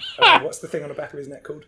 Barcode readers. Barcode? That's Shit, did you forget the word for barcode? Pete's had a beer. Fucking hell. Yeah, I'll read my notes. You're gonna get a bit of deja vu here. Cool as fuck. Oh, God. Doesn't give a fuck. Right. Kill count is unmeasurable. And Brilliant. he has the skills to kill people with any object. I mean, we've seen that in the games. His character has spawned multiple games and movies. Spawned. That's definitely a fucking wiki. No. Have you ever written that? No, I promise you, it's on my notes. That's nonsense. Bollocks. Fucking I bollocks. promise you, it's on my notes. You read the wiki and you put that in your notes, right? Yeah, I'll take His that. character has No, spawned. because it's on my notepad of my phone. Do you know how difficult it is to fucking copy and paste a sentence over It's the a piece notes? of read that piss. and then That just is read piece it. of piss. Oh my God. No. I'm not taking that. That's a piece of piss. Fine. To be fair, I have nothing to add. I mean, I'm up against the two fucking best fucking characters in gaming. So, yeah, he's Not a hardcore... even going to try. He's a hardcore Hitman. I mean, everyone loves playing the Hitman series. He's the coolest one. He's genetically modified to be a killing machine. And it's really fun to play with him. So I really like the film. I mean, To be do fair, you really? you know what, Ben? Do you I actually really? like both of the I films. enjoyed Yeah. I liked even the bad one. I thought the bad one was quite good. No, the first one was fucking dog shit. I like the first one, actually. Didn't mind I it. like the Yeah, bad one. I quite liked it. Yeah. Yeah. Is that because you The think you one look with like him, Timothy Ben? Oliphant, yeah? Whoa. Oh, no, I do, actually. That's not an insult. That's fine. Yeah, that's fine. Without a beard. I just assumed. No, that is fair. That's a fair comment. To be fair, though, apart from, like, generic badass comments Eddie's given there, did you guys play Hitman Blood Money at all? No. Probably. The White I've House played a and all that lot stuff? of them. There's a bit in that where he, like, befriends a yellow canary, which sounds like a weird thing, but it's like he comes across a yellow canary, befriends it, and, like, obviously looks like he's going to look after it. And then eventually it gets to a point where he might give away his position because of it and just kills it. See, that's So he the befriends- kind of guy I want to beer with. That's the kind of guy. I prefer Just give away his snap a position. bird's neck and bird, and it was about to eye. snitch on me, so I killed it. Yeah, absolutely. Snitch on you. Oh God. Okay. Choice lies with right. you, Ben. Well, the issue I have with Agent 47 is that his purpose is to work, like to complete his contract. That's He true. lives to work. So Yeah. that job is nothing. That is not a character I can celebrate. That's his whole purpose, to work. Nah, that's not my life, baby. That's not my life. That's a personal. But the only thing with that, Ben, and this is like, you know, it could keep me in the run if I just shut the fuck up. But that you're just going based off your own kind of. Am I the judge? Yes, you are. Kirk, answer me that. You are the judge, Ben. Yeah. Kirk, you yeah, only do have you one wanna- left as well. Do you want to keep talking? Or Yeah, do you want to just make keep a choice? talking, Kirk, or do you want to shut your pie hole? Yeah. I mean, I will Right. say, Ben, I'm still yet to judge. True. Ooh. Kirk, we're mates, yeah. Yeah, I thought that would be the case. Yeah. Oh right, okay. Yeah, Agent 47 is gone, and Kirk, please remember that. I will. Okay, I will. All right. So it's up to me to choose between these two, isn't it? It's between This- the three of so us. we this is have the to- problem. I know that fucking Eddie loves Pete and he loves Shepard, so I know I've got no fucking chance. It's not It's that I love Geralt. Pete, it's just I hate it's you. Geralt, That's not And it's Geralt, and it's not Shepard. Jesus Christ. I've this had going a to drink. fast? Also, I've had he a is drink. wildly ambivalent about me. Like, on my best had a day, I drink. reach neutral in his view. Kirk, I actually love the Metal Gear Solid games, like especially the old ones. And then of course I picked up Phantom Pain, and I honestly thought it was one of the best games. I was very, very close of buying. I know he's not in it, but the one that everyone said was absolute dog shit. You know, the one after that, where you build bases that and was- stuff. Oh, Pardon? yes, Eddie. The Yeah.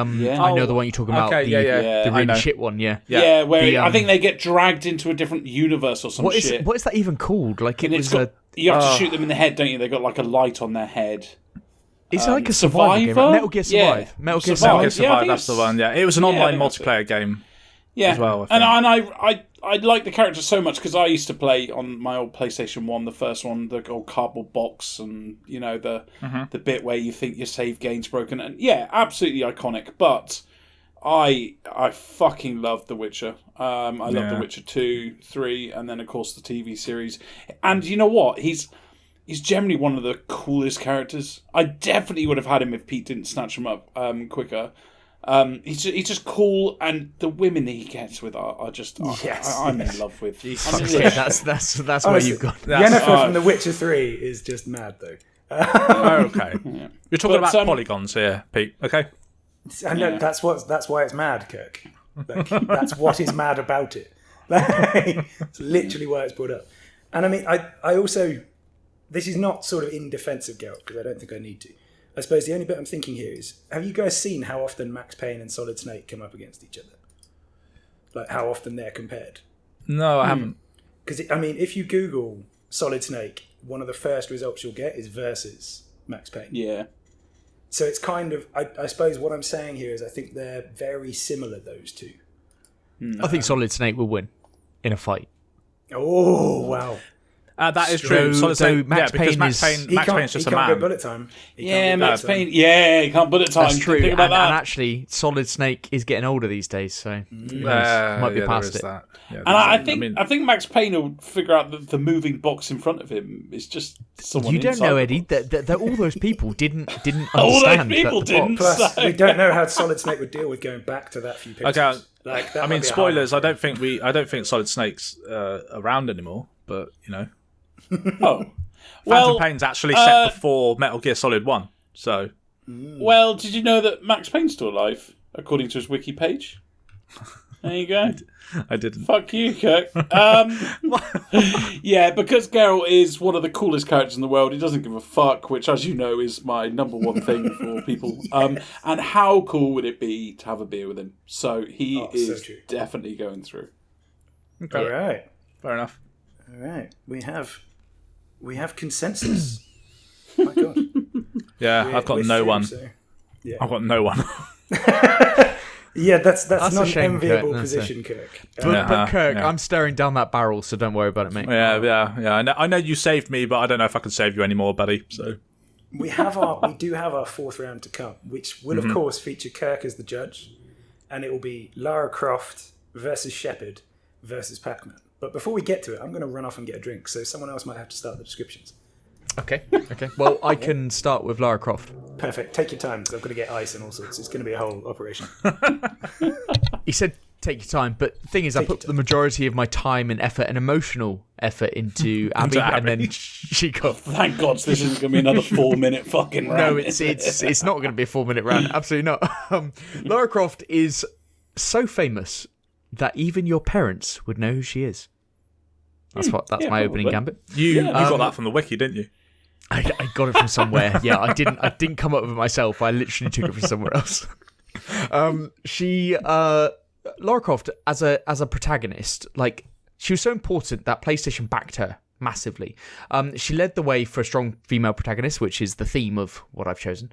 And she was quite initially like quite sexualized, but things have moved on, and now she's like a modern day fucking Indiana Jones. That the rise of the PS1, I think a lot of that, that was one of the main games that everyone had. Everyone played Tomb Raider. Everyone knew Tomb Raider. Everyone knew who she was and what she did. Now, originally in the initial games, like they tried to create a backstory. We all remember the house, like the fucking swimming pool and all that kind of stuff. You could go around the house and do the athletics gym and everything. But the last 3 games from 2013 to 2018, they're the ones that really develop her character and actually come. Okay, cool. Yeah, you come back to the best part, Pete. You come back to the best part, and I did, yeah. But the last 3 games are what really develop her character. They come from the start, the backstory, from right at the start, where she was nothing, and coming to the absolute badass that Lara Croft is now. And the motivation, again, is very clear, like through her dad and all that kind of stuff. So the Tomb Raider, Rise of the Tomb Raider, and the Shadow of the Tomb Raider, 2013 to 2018, it's one of the most complete collections of games for a modern protagonist, where it takes them from literally not knowing anything to upgrading them right through to them being absolutely badass by the end. That I'd urge anybody who hasn't played it and is in some kind of gaming limbo like we all are, they're massive games to play. Like, her character is just synonymous throughout gaming. So that's the Lara Croft spiel. All right. Okay. You've concluded all of them vaguely differently. That one sounded like you were sort of ashamed of it, but I think you made some good points. So it was like, that's as I said, Pete, at the start, I really put my time and effort into Abby, and then she got cast aside. Honestly, you could tell you actually that could have been a speech given on stage. You weren't. She was my main. I've heard you give best man speeches with less aplomb. Yes, that's true. That is very true. Personally, yes. Well, I suppose I should talk Shepard then, shouldn't I? Yes.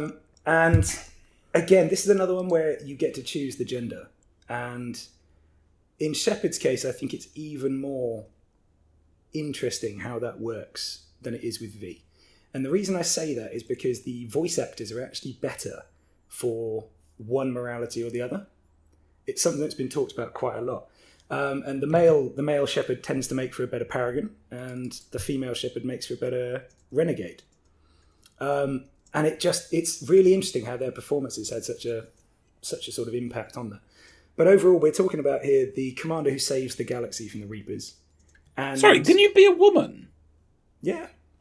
No. Yeah, I was a woman. Holy shit! I think I've played that game. Isn't that only from the 3rd game though? No, I played a woman. No. How have I never known that? Yeah. I'm I female guess because shepherd. I'm just always going to choose a man. What, from the first game? From the first game? From the first Wow. game. Wow, I did not know that's that. awesome. Yeah, Didn't know that. and the rumour is that Canon is female. In I play Canon, baby. Yeah, that is the rumour. But this again is another one of those characters where they're almost blank slate, but they're just not, because of the way the dialogue is written, because of the way they chose to write their reactions. There's a huge sense of character coming through, and that comes through even more with Shepard, because how many squad mates do you bounce off over those 3 games? Not just that, it's how many memes have fucking come out the back of. I'm Commander Shepard, and this is my favourite whatever on the internet. Yeah, exactly. Yes, it's so many memes. But for me, the reason Shepard stuck with me is because I tend to play these games almost Paragon, but not quite. Like all the games with morality, I'm about halfway into the good side. But I never quite make it to being all out good. And that's because some of the moments, such as in Mass Effect 2, where someone says, I've got nothing more to say to you, one of the renegade reactions is to say, how about goodbye, as you kick him out the window. And there is no part of me that isn't going to take that option when it's given to me. Doesn't matter how good I'm trying to be. If that's an option, I was going to have to kill him anyway. Perfect. Like, it's that sort of writing that really makes you love the character. And I think that's even better illustrated in the build-up to the much derided ending to Mass Effect 3, when you say goodbye to people. The way that's expressed, it's different in every single one. You can actually watch all of the different partner choices you can make. His goodbye to each of them is slightly different. And I think that's really well executed to create an idea of this character and how you've built them. It does help that he's got one of the best bros in the galaxy in Garrus. That really does help, and the way they interact is brilliant. It does help that the Which one's Garrus again? Which one's Garrus again? Come on. I haven't. Look, the Turian sniper. Come on. You played the first one, Kurt, didn't you? Yeah, I haven't played it all. Remember, I played about the Vigilante. You get him quite early on. Yeah. Okay. He didn't think it held up quite well. Of course, you didn't play it. I played the remastered one. No, it was not like Halo 1 multiplayer. It's like a 10-hour game, Kirk. Oh, first one. Just don't. Okay. Yeah. It didn't hold up, guys. It wasn't no Dead Space. It didn't. Yeah. It's just like Dead Space. Yeah. I can't wait to play the remake. We can't wait for you to play it. I feel we've been derailed here, but how much more do I need to say with Shepard? Like, it's another one of those where I think they're iconic to everyone in their own particular way. Yeah. Okay. Absolutely. Shall I crack on with the obviously at number one? Obviously. Right. Okay. Yeah. Right. Let's get the notes out. Cool as fuck. Right. Doesn't give a fuck. No, his kill count is unmeasurable. Yeah, it is. That bit is you true. know what? You're actually going to be really pissed off. This is the most research I've ever done for anything, and it's fucking Pac-Man. So it was. Did you know he was called Puckman to begin with?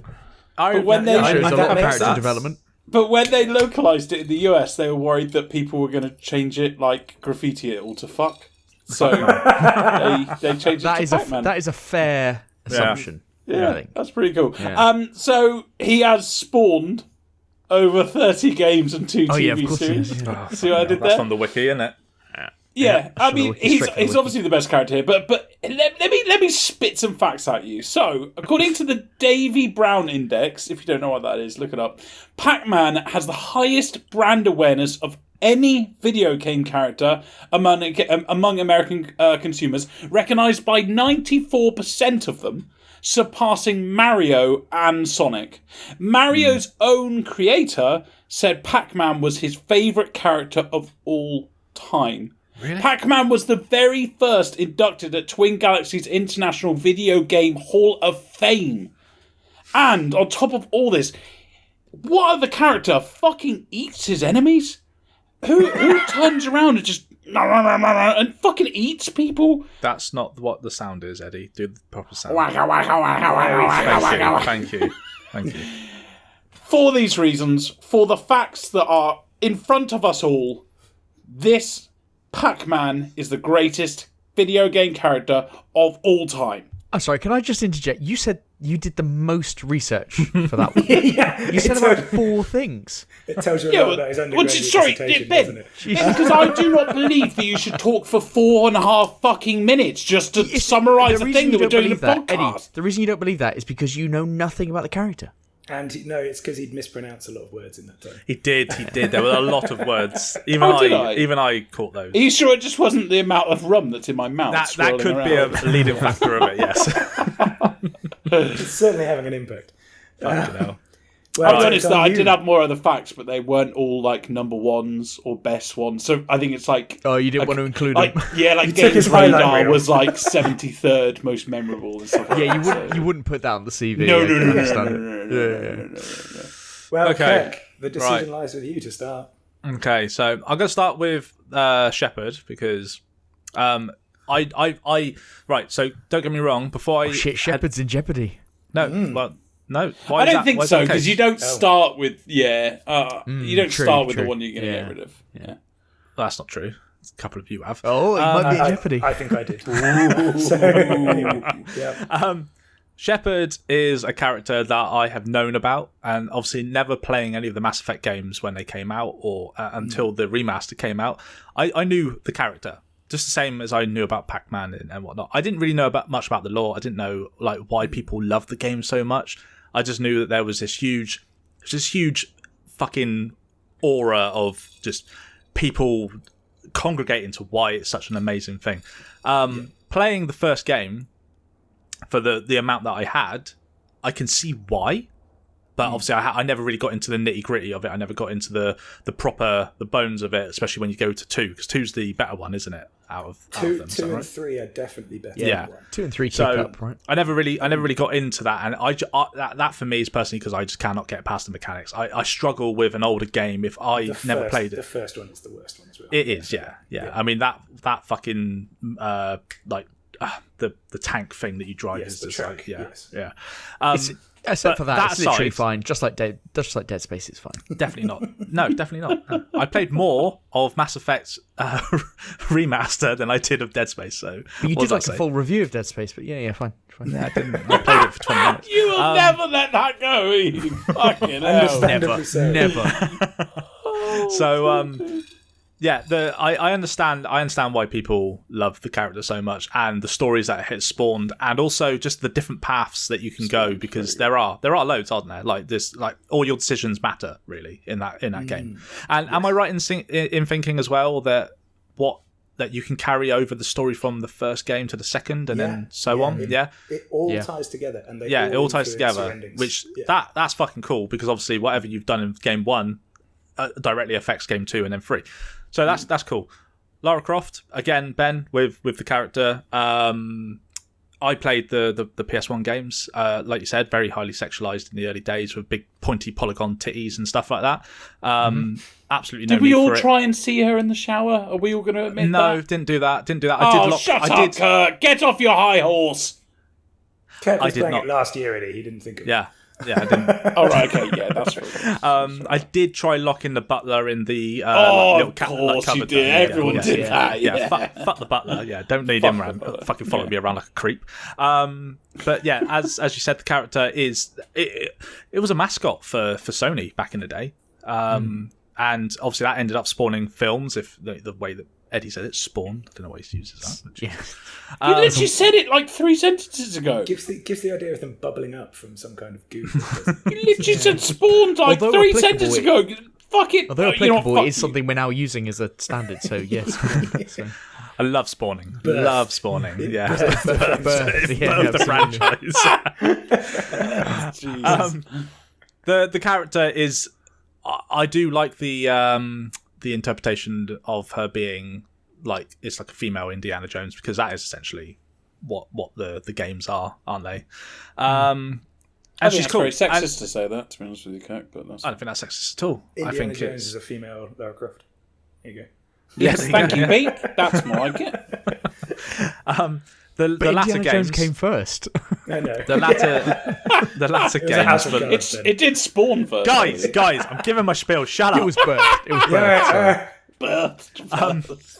The latter games, though, I definitely much prefer over the older games. I think what Crystal Dynamics did with the franchise was really good, and kind of I said it with Master Chief, but it humanized the character a lot more, allowed you to relate to her more, and that kind of thing. Yeah. Pac-Man is a character who definitely did a lot for gaming, but if we want to go down the route of one-dimensional, that's definitely a character that is one-dimensional. He is 2D. Hey. Okay, if you want to go down if you want to go down the actual visual route, Pete, sure. But he's 100% more dimensional than you said, Kirk. He's got one goal, and that is to eat pellets and then fuck up ghosts. All right, It's a and maybe hockey some party, eating drugs. Yes. yes, exactly. I don't really see how you can match up Pac-Man against Shepard or Lara Croft. Yeah, it's unmeasurable, isn't it? You can't really It compare, is. You're right. Pac-Man You're right. is just You know so what, far Eddie? I'm above. glad you Yeah. said that. It is unmeasurable because Totally. Pac-Man should fuck off. Oof. So Nice ending there. That was strong certainty. I liked it. I enjoyed it. Eddie has Kirk, gone I into salute an you. abyss of silence. So that's my bit, and you crack on. Because I'm not yet out totally. I'll, not for another minute, Ben. Yeah. Not for a mere 30 seconds. It's going down. Maybe 10 seconds. Lara Croft did a lot for gaming. Absolutely. I played all the early ones back in the days. Tried to look her in the shower and stuff. So, yeah, not bad. But Shepard is a legend. He's cool. I mean, I feel terrible now that I know that you could have played a woman, because I really want to play the woman version and see how I resonate with that character. But for me, Shepard is someone that I would love to have a beer with. There is a I agree. consistent I agree. trend. Actually, I would choose Shepard as well. right. Fucking hell. All right. Yeah, well, I agree. Shepard, all the way. Okay. Kind of a 3-0 there, but yeah. Yeah, I was going to say it ended up as a 3-0. Also, by the way, this is showing the real strength of picking your characters immediately when you make the document. I know. Absolutely. Yeah, that's it. Pete, I had Shepard and Geralt in my head. Yeah. Okay. In And then future, that. Eddie, text me and say, can I have one of them? And I Why? had V. I've got fucking Pac-Man, Pete. I came up with a better No, one. you had Pac-Man. Had Pac-Man. Had Pac-Man. He fell at the first hurdle, which Hey, I've got one in the semi-finals, so I'm over the fucking moon. How many's Ben got this time? I've got nothing, just like usual. Kirk's got nothing. But Thank you. But as No way! Holy shit! It's literally 3 of Pete's versus 1 of mine. Oh, Yeah, fuck I me. was keeping that on the down low because normally that means my third guy dies horribly when people realise it. Yeah. But this is the second time. The other one being strategy, which made more sense. I hate you, Pete. Where I've carried all 3 through to the second round. Which also is going to put me in a really awkward position in at least one of the semi-finals. Oh yeah, you're going to argue against yourself. I'm gonna be fight arguing yourself. against You're gonna one have- of my yeah. own. Yeah. I really hope it's not Geralt and Shepard, because that'd be devastating to me. I could This is not. going to be great. is gonna It's going to be be a great. You need to... Oh. Let's find out what those semi-finals are, because Yes, that could be indeed. very interesting. Well, I've got the random number generator ready. I've numbered them on the document. Max Payne is 1. Yeah. V is 2. Geralt is 3. Shepard is 4. So going into the first semi-final, we have 2 V. V. against... Don't be 1. 2 again, okay. Against 4. Yeah. Shepard. V against Shepard. Oh, fuck. Oh. Okay. Okay, so that's the one where you can be both genders, is the both genders semi-final, right? And that leaves us with Max Payne against Geralt. Oh. That's a tricky one for Eddie. It's Geralt, but it's my character. Oh dear. Yeah. Oh dear. Right. Just to clarify, do I get a fucking say in this one?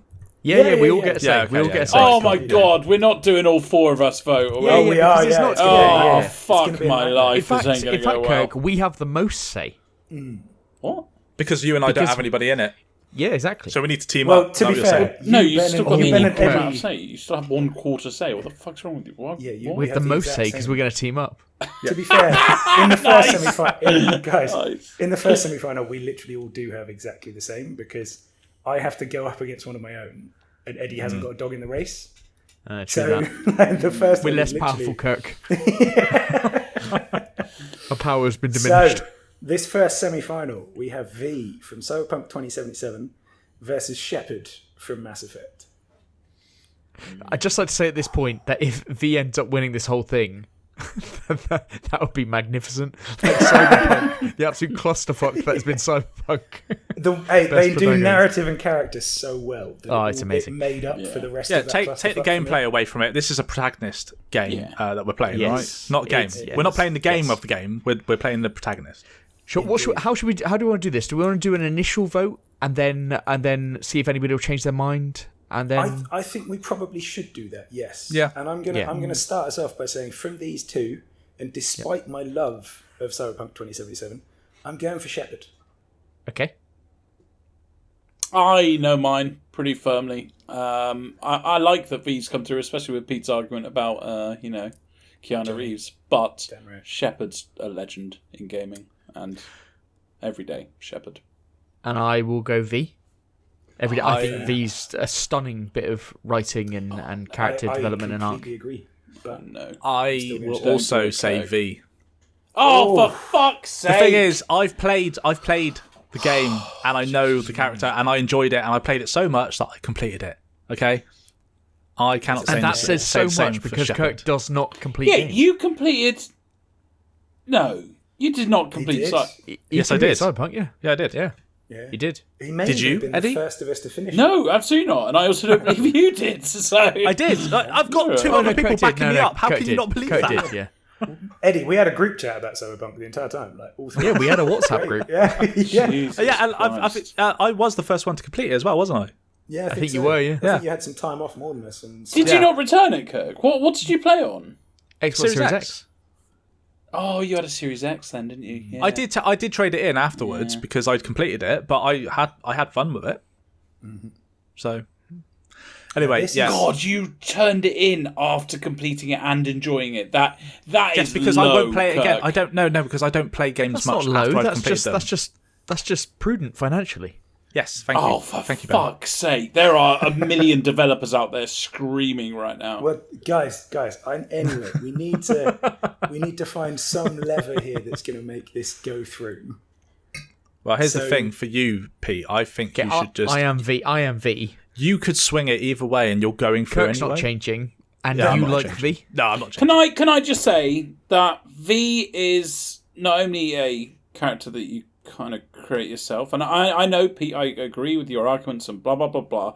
And can I also say that V is one character from one game, while Shepard is an absolutely legendary, fucking decades long icon. And a lot of people didn't like Cyberpunk, whilst like Mass Effect, unless you're a fucking idiot, is an amazing game series. You can't use that You argument. just in this- insulted no. Kirk there. You just Yes, insulted no, I Kirk know, by it calling was him aimed an at Kirk, idiot. yeah. Yes, it was no. aimed at Kirk. You can't use that argument here because Cyberpunk hasn't had the opportunity to live as long as Mass Effect. Yeah, but And it got all bad right. How about press. this, Kirk? So you all know that legends in time, the older they get, normally things come out the cracks and they don't become good people. That's why they don't make statues until people die, right? Mm-hmm. Geralt has been around for decades and many games, and he's still a It's not Geralt, legend. it's Shepard. We're not talking about. Oh, Geralt. sorry. Shepard is still an absolute legend. It's because I've got the fucking Geralt in front of me. It's an absolute legend, while V is just one character from one game. They could make a sequel and he could be shit. The one So- thing I'd say that V, I feel like V when I play V, but I don't feel like I feel like I'm playing Shepard, but as V, I feel like I'm the person. Like I think it's the third writing person. in the character is just so much better. Is that I do think the writing- person viewpoint? That's a very good point. But no, I do think that you're and You're- even the it's more reactions and the way relatable. that you It's more talk- relatable, isn't it? Yeah, I think even the way that you talk, and that is an age of the games and stuff, but just the way that you're interacting and The choices you make. yeah, just the feel of the character, like she reacts how, or he reacts how I feel. Like I feel at one. See, the funny bit here is, for me at least, is that V owes so much to Shepard. Like, Mass Effect is obviously the older game. Things like the dialogue wheel from Mass Effect became so ubiquitous in everything that it's now dated and played out. That Yes. was how successful that dialogue style and that written dialogue was. 100%, yeah. And now we need something different because it's everywhere. It's like Assassin's Creed maps, or And we can't punish them for mechanics because it is the character. So Yes, that yes, is but true.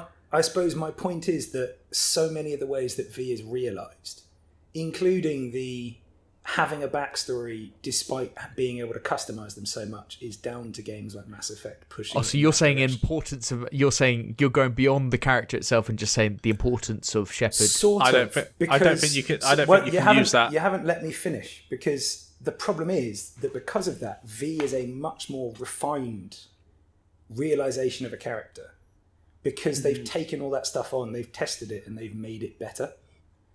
That's a fair point.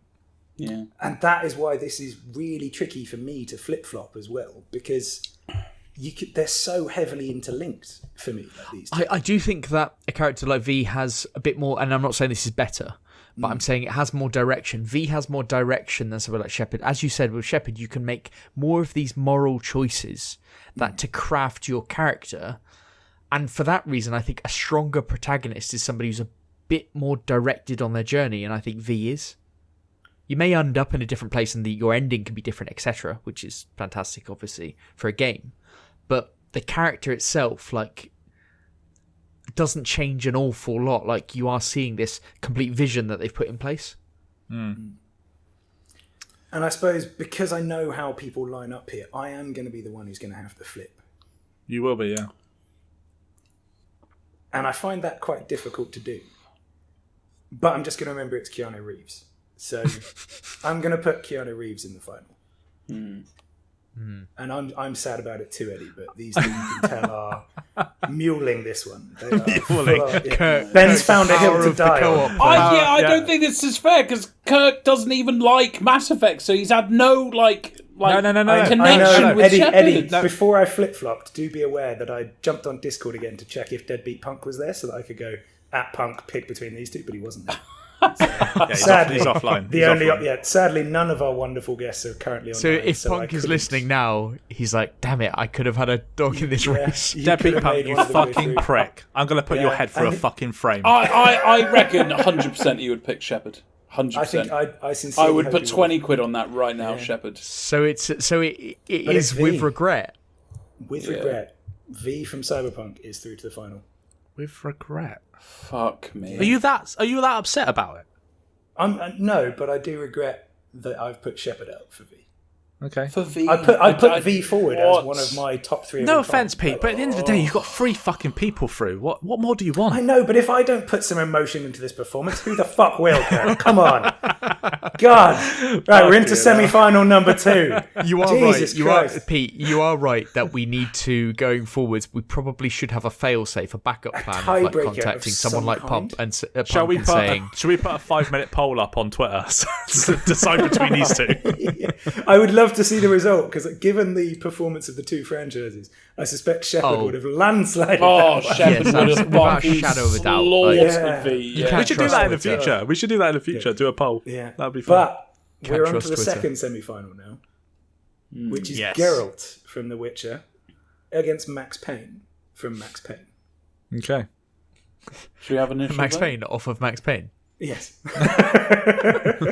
I mean, he's not wrong, to be fair. The fun bit is you've got Geralt, the synonymous Witcher, and then you've got Max Payne after a series of games literally named Max Payne. Max Payne. Yeah. And whose name describes mostly his experience. Anyway, we should do an initial vote. An initial I vote. take it, Pete. You're Geralt, Pete? Yeah. Obviously. What are you, Eddie? Can we save this to the end so I don't feel bad about saying Geralt? No, you must go now. Okay, Geralt. Kirk? This is a tricky one for me on the basis that I haven't played the Witcher games. I'm switching to Max Payne. Kirk, say Max Payne. I haven't played the Witcher games, but I have. Yeah, because they're shit, Kirk. They're shit, and Geralt's a fucking idiot. Geralt? Geralt. Eddie, I don't know. You've I don't already even know voted. his name, You can't Kirk. switch. Yeah. He's so unmemorable that I can't even fucking... He's no Pac-Man, let's put it that I way. want Kirk to say Max Payne. The thing is... No, because then Max Payne would be against fucking V in the final. It's your initial pick. You get to argue. It's your initial pick. Okay, all right. Your initial pick. Max Payne. You're not committed, Max Kirk. Payne. You're not committed. Max Payne, agreed. Yeah. Ben, Okay. initial choice. I do own The Witcher on every single console. On everything. Of course you do. And PC. But hang on, Ben. But it's not the you character don't. that stops Yeah, you but playing. you've bought it because you can't get into it because the character isn't relatable, right? That is so good. Eddie, you already voted Geralt. Oh, Shut shit. Yeah. I did. Max Payne. Fortunately, shit. it's recorded. So Don't give which a way are fuck. you leaning, Ben? Max Payne, buddy. The problem is my initial thing is Geralt, obviously, but more because I like the TV series. That's a 3-1. That's not a game. That doesn't count. That's not a game. But it's about the character. It's about the main protagonist. Oh, that is. You're a little. The problem I have with The Witcher is that I don't like going into this world where he's fully formed. But that's not. You like to build him up, do you? That's nothing against. Well, all Geralt, of us here have a preference for games like The Elder Scrolls, where they're blank slates. Oh, absolutely. We all tend because then you can put more of yourself into it. It was frightening how many games I looked over to get to my picks. Yeah. Yeah, and it's the same as we always make someone who's a bit like us in RimWorld, Eddie, isn't it? We tend to go that way. Absolutely. And that's why we wanted to do main protagonists for this one, because it makes you actually think about them as characters. I do like Max Payne's backstory. Yeah, he's cool, isn't he, Ben? He's really cool. Well, he's got a tragic backstory. Dark and gritty. He takes no shit, and he's got Mark Wahlberg leading a film. So yeah, absolutely. And how many has he killed? Like, immeasurable amounts. Too many. Too many men. Too many men. Did you actually listen regardless of which way the vote goes here, by the way. I may have shared this with you before, but if not, there is a fantastic one of the timing on Geralt's comments in fights, which is where, they all make comments while they're fighting, like whatever they're saying. Geralt in particular does this a lot. And my favourite one of those that got captured is as he cuts someone in half saying, "It's not too late to surrender." Which was like, I think it might be, to be honest, bud. Yeah, you've seen death, you're gone. Yeah, bye. Yeah, he's literally being cut in half diagonally like a sandwich. And you're asking if he wants to surrender. Perfect. Wait, you cut your sandwiches in half? I cut them diagonally. Yeah. Sorry, no, I cut them in half. You don't cut them diagonally. That's ridiculous. Then every mouthful's a fucking crust. What the hell kind of psychopath are you? Yeah, who does that? Fucking crusty sandwich. Jesus. Crusty sandwich. That's the biggest tragedy of this fucking podcast. Jesus. I agree. 100 podcasts and I didn't know that. I very rarely make a sandwich. Like, incredibly rarely. But when he does, if you have to fucking eat crust the whole way. Yeah, but if you cut it diagonally, you get more centre, and this is well known. So shut the fuck up, ignorant people. Anyway, make your what's the choices? What are we going with? How is that here? Actually? If you just avoid the crust, you get more. Okay, right. I was leaning Geralt. But I've had a few drinks. But Geralt's Ben combat, V would be more likely to win in the final against Geralt Max Payne. He's so bad at swinging his sword, whereas Max Payne. It's clunky, isn't it, Ben? The fighting. It's awful. It's awful. It's awful. It's not about the mechanics. It's literally awful. Yeah, but I put. But he's on him a character, Pete, who does it. Yeah, he's a bad swordsman. Bad at swinging swords. Okay. We all agree that he's bad at guys. I tell you what about Max Payne. He invented bullet time. He invented it. And Ben, that's not clunky, is it? When you do bullet time, it's smooth and smooth. It's slow, like a nice whiskey. Go back to Max Payne games and tell me. If any of them are actually smooth. I tell you what's a real big motivation. Tell you what's a great motivation is that Geralt would win over V. Oh, absolutely. Absolutely. I thought this might be. This is fucking Pokemon. For that reason, Max Payne is through to the final. Yes! Holy shit! That is the biggest tragedy I've ever heard. But I'm in the final, so I don't give a fuck. Oh my god, that is... Oh, fucking hell. The best two characters got knocked out in the semis. That is insane. Pete, I noticed you haven't typed Max Payne yet. Have you not come to terms with it yet? Pete won't type in the final he won't V type versus in Max Payne. Someone else might have to do it. Pete, I'll copy and paste it, buddy. Sorry, I've done it. Coach done it. Cool. It's there. I'm just gonna. This is Pokemon Red and Blue overcoming and Skyrim in the RPG stakes yet again. This is fantastic. These episodes do have weird twists and turns to get the objective. All I'm going to say is, it's the third place playoff. I'm going for a smoke. So do as you will for that moment. Are we going to have to pause here? No, you can do the third place playoff because they're both mine and they were the best two in it, so I don't give a fuck which way you think it. My God, people. Should we not pause? Because I think Kirk's dying for a piss. I've done it. All right, we're going to take a pause there. We'll be back in 2 seconds. All right. Fuck the lot of you.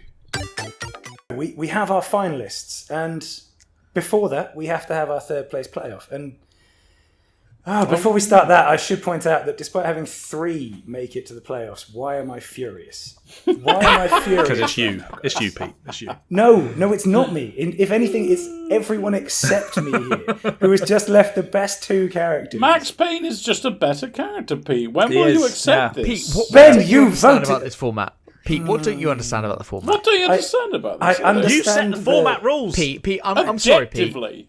It creates the objective, absolute best. You know The this. definitive. You know this. Thank you, This is sir. why I Pokemon need is to the lean on best the process. RPG. I need to lean on the process. I need to remember that the process is only there to help guide us to the right answer. Absolutely, and it always Absolutely. picks correctly. And at first, Pete, you'll think, this doesn't look right. This But doesn't in make 50 sense. Years, This doesn't you make look sense. Back, oh, yeah, Max Payne You is won't the think it best makes sense, character. but remember the process. Yeah, I'm going to know be the the one who process brings makes this sense. episode down for copyright infringement. I'm going to be the one who brings this down going, I didn't actually use my voice. I didn't actually give you consent for my voice for this. Anyway, Let's not talk about before we copyright get to that, infringement, okay? okay? All right, framey boy. Very good, very good. We should get on with deciding which of Geralt and Shepard is the better character. That's a good third place player. That is a That really is good one. mighty. This is probably the best matchup, right? Oh, dear. Some would have said this would be the final. Some would say Many that. would say Many. that at the end of our Many. show, Many we're would weighing say up that. Many would Geralt say against Shepard, and that's the Many right would thing to say weigh that. up. So which way are we leaning, boys? What's the early voting showing? It's such a tough one for me, but I think Geralt because of his personality. I really do. I think as a character, he's awesome. I have to say, I'm with you on that, Eddie. Of the two, Shall I go next? Because Go on. I'm Shepard. I'm Shepard. You're Shepard.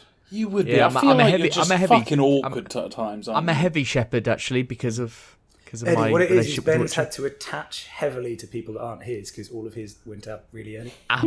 All right, Pete. But doesn't that mean that he could attach to Geralt really heavily as well? Because Thank But you, he Kirk. didn't, I because could, he but doesn't I have a haven't. relationship with Geralt. Yeah. okay, but I do, so I'm picking Geralt. So Yes. Okay. Wow, that was Okay. quick, wasn't it? That was a Well that done. was a I wasn't decisive expecting victory. that. I was expecting you to Geralt. say Shepherd. Yeah, Which that's means cool. Shepard lands in fourth. Have you played The Witcher, Kirk? no, but I like TV No, shows. so hang on a minute. Fair enough. He's No. That's the initial voting. That's the initial voting. He Ben, hasn't and the played. initial voting ruled it out. It's He over. hasn't even played The Witcher. It was 3-1, Ben. It's over. It's over. Yeah, fair. Yeah, that's. So we move on to the grand final, which somehow contains V from Cyberpunk 2077 against Max Payne from Max Payne. It's gotta be Max Payne. Isn't it? How did This Max is Payne get into contested. the end? I don't know. This is It's, quite contested. I don't We've We've had understand. some solid entries in this, honestly. We should take a moment to appreciate the 12 best characters in all computer games. Yeah, which can were we entered. appreciate the fallen heroes here? Yeah, Abby and Aloy and Lara Croft don't count. So Thank you, Abby. Abby, great character. Not She's Abby. fallen. Don't even include Abby in that. Nah, A don't. lot of It's not male worth it. characters that could be summed up in 3 sentences by Eddie Yep. have also fallen by the wayside. a lot of characters that hold no real personality, like Master Chief. don't you dare. Right, no. Don't pigeonhole all 3 of mine in that category there, you bitch. I Alright, agree, Snake- Ko. You no, should vote Solid for Max Snake, I agree. Payne to piss Ben off. Sonic and Master Chief. You've chosen. No, I don't agree with that. Right, Solid personality. Snake is a fucking multi-layered It's fine, it's character, done. It's and done. Chief Solid has Snake- evolved over time. Solid Snake is a very much multi-layered character who fell Yeah, by the very wayside much so. earlier. The point is, we do now need to decide between V and Max. Kirk, I think they're great characters, buddy. Cheers. Appreciate that, mate. And we also need to see through some open manipulation. I vote for Max Payne for being the best protagonist of all time. I mean, I'm going to be honest with you. Just sounds What weird. other games? What other games are we getting remakes of in the coming years? Very good almost point. all of them. Very, very They're good remaking point, Coke. everything. I have not yet seen a Cyberpunk remake. No, neither have I. No, there's no Neither Witcher have I, remake. Kirk. There's no Neither have I, buddy. Horizon. No Lara Croft The remake. Witcher's Tomb Raider ongoing. remake. They're making the fourth. Actually, Doesn't so matter. Cyberpunk. Doesn't matter. Don't know what you're talking about, There's Pete. DLC due next year. Shut up! When's the next Mass Effect coming out, eh? They're even doing another Mass Effect. The only games that aren't getting remakes Shepard's are out, ones that are Pete. still Shepard's gone. going. Shepard's gone. Get over it, Pete. I didn't bring Shepard up, but yes. Shepard, get over it. The Andromeda was fucking amazing, right? Can we please do our initial placement here? Obviously, Max Payne. Obviously, Kirk. I think you. I think I'd go Max Payne. Yep. Wow. Well done, Ben. Obviously, Max Payne. I'm obviously obviously V. Obviously, I was going to say Vax. Max Payne. Is a combination, is it? Yeah. Right. So we have a two-way tie again. Is anyone online to be able to pick No, they're between not. these Kirk. two? And obviously, they're not. And obviously, Kirk, the most likely one to flip-flop here is you. Why? Why me? Because you've played Cyberpunk and you loved it. Yeah, that's true. That is true. What did you complete? All right, okay. So on that basis, then convince me. Nice. I mean, your playthrough alone should convince you, Kirk. No, but I need no, you to convince me. No, this is about us. This is about us trading speech to influence the other person. Come on. Kirk, I'll find a pillow for you when you stay here next week. Right, I'm going with I might even not lose the blankets I recently mentioned. If fucking you get lose the it right blankets, away. you little bastard. The only thing Max Payne has is a backstory and bullet time. That's a lot, though. That's a lot. that's everything with character. V has bullet time. V has bullet time. He does. No, He also has. what do you mean many V has other bullet different time? V copied bullet time off Max Payne because he's so no, in this one, one-dimensional He's that better than Max Payne. He's V Max Payne Payne's it. 2.0. What do you want? He's Max Payne 2.0. But he also does many other things. Many Or other she. things. he's not He's even a got character. cyberware. He's, He's got just, cyberware. he's a blank slate, like Yeah, but Eddie, you're forgetting. Lone that we also Survivor have Reeves in here. or The Cy- Dragonborn. The Cypher. Yeah, Eddie, Keanu Reeves. We do. We have Keanu Reeves on this side because it is V and Johnny Silverhand that are the protagonists of that game. No, I'm not taking that into consideration. I'm not doing that. But that's the whole must. point of It's the the same- character. it's the That's same why person. they were Yeah. Not the edited. whole point of the It's character. the V same is his own person. character. But this but the main Was she? protagonist He was corrupted. of that game. She was corrupted by the chipset that they put into Corrupted, made better. Corrupt. Damn right. Fuck him. No. Made better. Never mind the fact that they literally are dying because of A what they've minor got in them. technicality, Kirk. A minor technicality. You We're fucking all dickhead. dying, Kirk. It's just the relative speed. Come on. Oh, you can tell I've had too much rum. Anyway, my point is I've got a much better closing line lined up if V wins. Yeah, of course you do. Like, so you want me to? I go can't with that? flip flop. Yeah. But Kurt, you enjoyed Cyberpunk a lot. I did You enjoyed enjoy V. Cyberpunk. You It loved was fun, V. but I also loved Max Payne. Yeah. Very Did well you, said, though? Kirk. And Max Payne is the original. He's the OG. He's, How does it first- hold up these He days? is the How OG. does it- how That's does why the they're original remaking Max them, Payne Pete. hold up? That's why they're remaking them. How does Yeah. that character hold up though? Like apart from the backstory in the bullet time, what's Max Payne got? Apart from the backstory and his attitude Never and mind, everything. just the core of V the is character. just a blank slate. How can you say that he has a better character than Max Payne? By a He's mile, just a 'cause blank not slate. A blank slate. He is. not He's just blank a slate. fucking. He's Lone Survivor. Actually, he's Eddie, you can tell you Dragonborn. do He's know nothing. much of the game here. You can Oh, tell for and beyond fuck's that, sake. and no, okay, you're going to say he's the lone survivor trope. Max Payne is revenge trope. He's been done a million times for centuries. He was He the is just a original. revenge trope. He's No, the he wasn't. OG. No, this story has gone back to Achilles, man. Like, his exact character arc is the exact same as everyone else chasing revenge. Normally, they do have a dead family in the background. Normally, they are the one who's suspected because that's the way it works. Everyone suspects the spouse the first time around. But who gets infected with Johnny Silverhand? Exactly. Who then has Johnny to develop a Slenderhand. relationship with someone who's trying to take over Johnny. their brain? Johnny Sliver my hand. Johnny Silverhand. Fuck's sake. Right. Right, Okay, Pete the problem Pete is, mate. The problem is because we have no other system. No, I know they've locked in. Ben haven't is they? currently playing shit cyberpunk, furry cyberpunk. So he has got recency bias. He will never back down. Yeah. It's his characters. He will never back down. So I think we should fall on our swords here, sir. Yeah, I know. Not all heroes wear capes. So yes, correct. Yeah. All right. V wins. V wins. V wins. It's a breathtaking victory. I quite like how we ended that, Eddie. I think that was very. Thank you. That's fucking awesome. That was We sound awesome.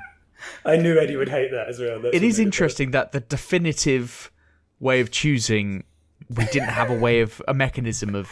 But anyway, it's definitive. We've said in the past we need to figure out a way of doing this. We do. Every single time we do this. Every time. And yet we always reach a conclusion. It always comes up with a definitive conclusion, absolutely. Because it's always who's less stubborn. Yeah, that's two arseholes being stubborn who won't fucking back down and encourage the others to get into When it. you know you're right, it's really hard to back down. Yeah, okay. Yeah. Anyway, definitively we know that the greatest main protagonist of all time is V and Johnny Silverhand from Cyberpunk 2077. Absolutely.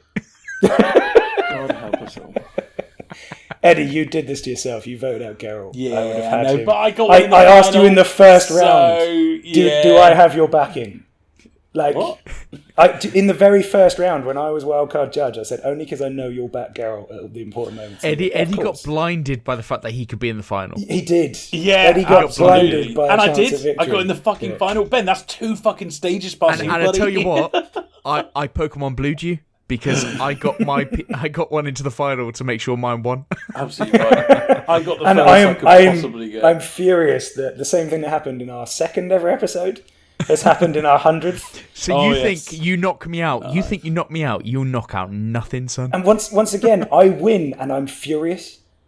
Like, this has happened before and it happens again. That just sums you up as a person, Pete.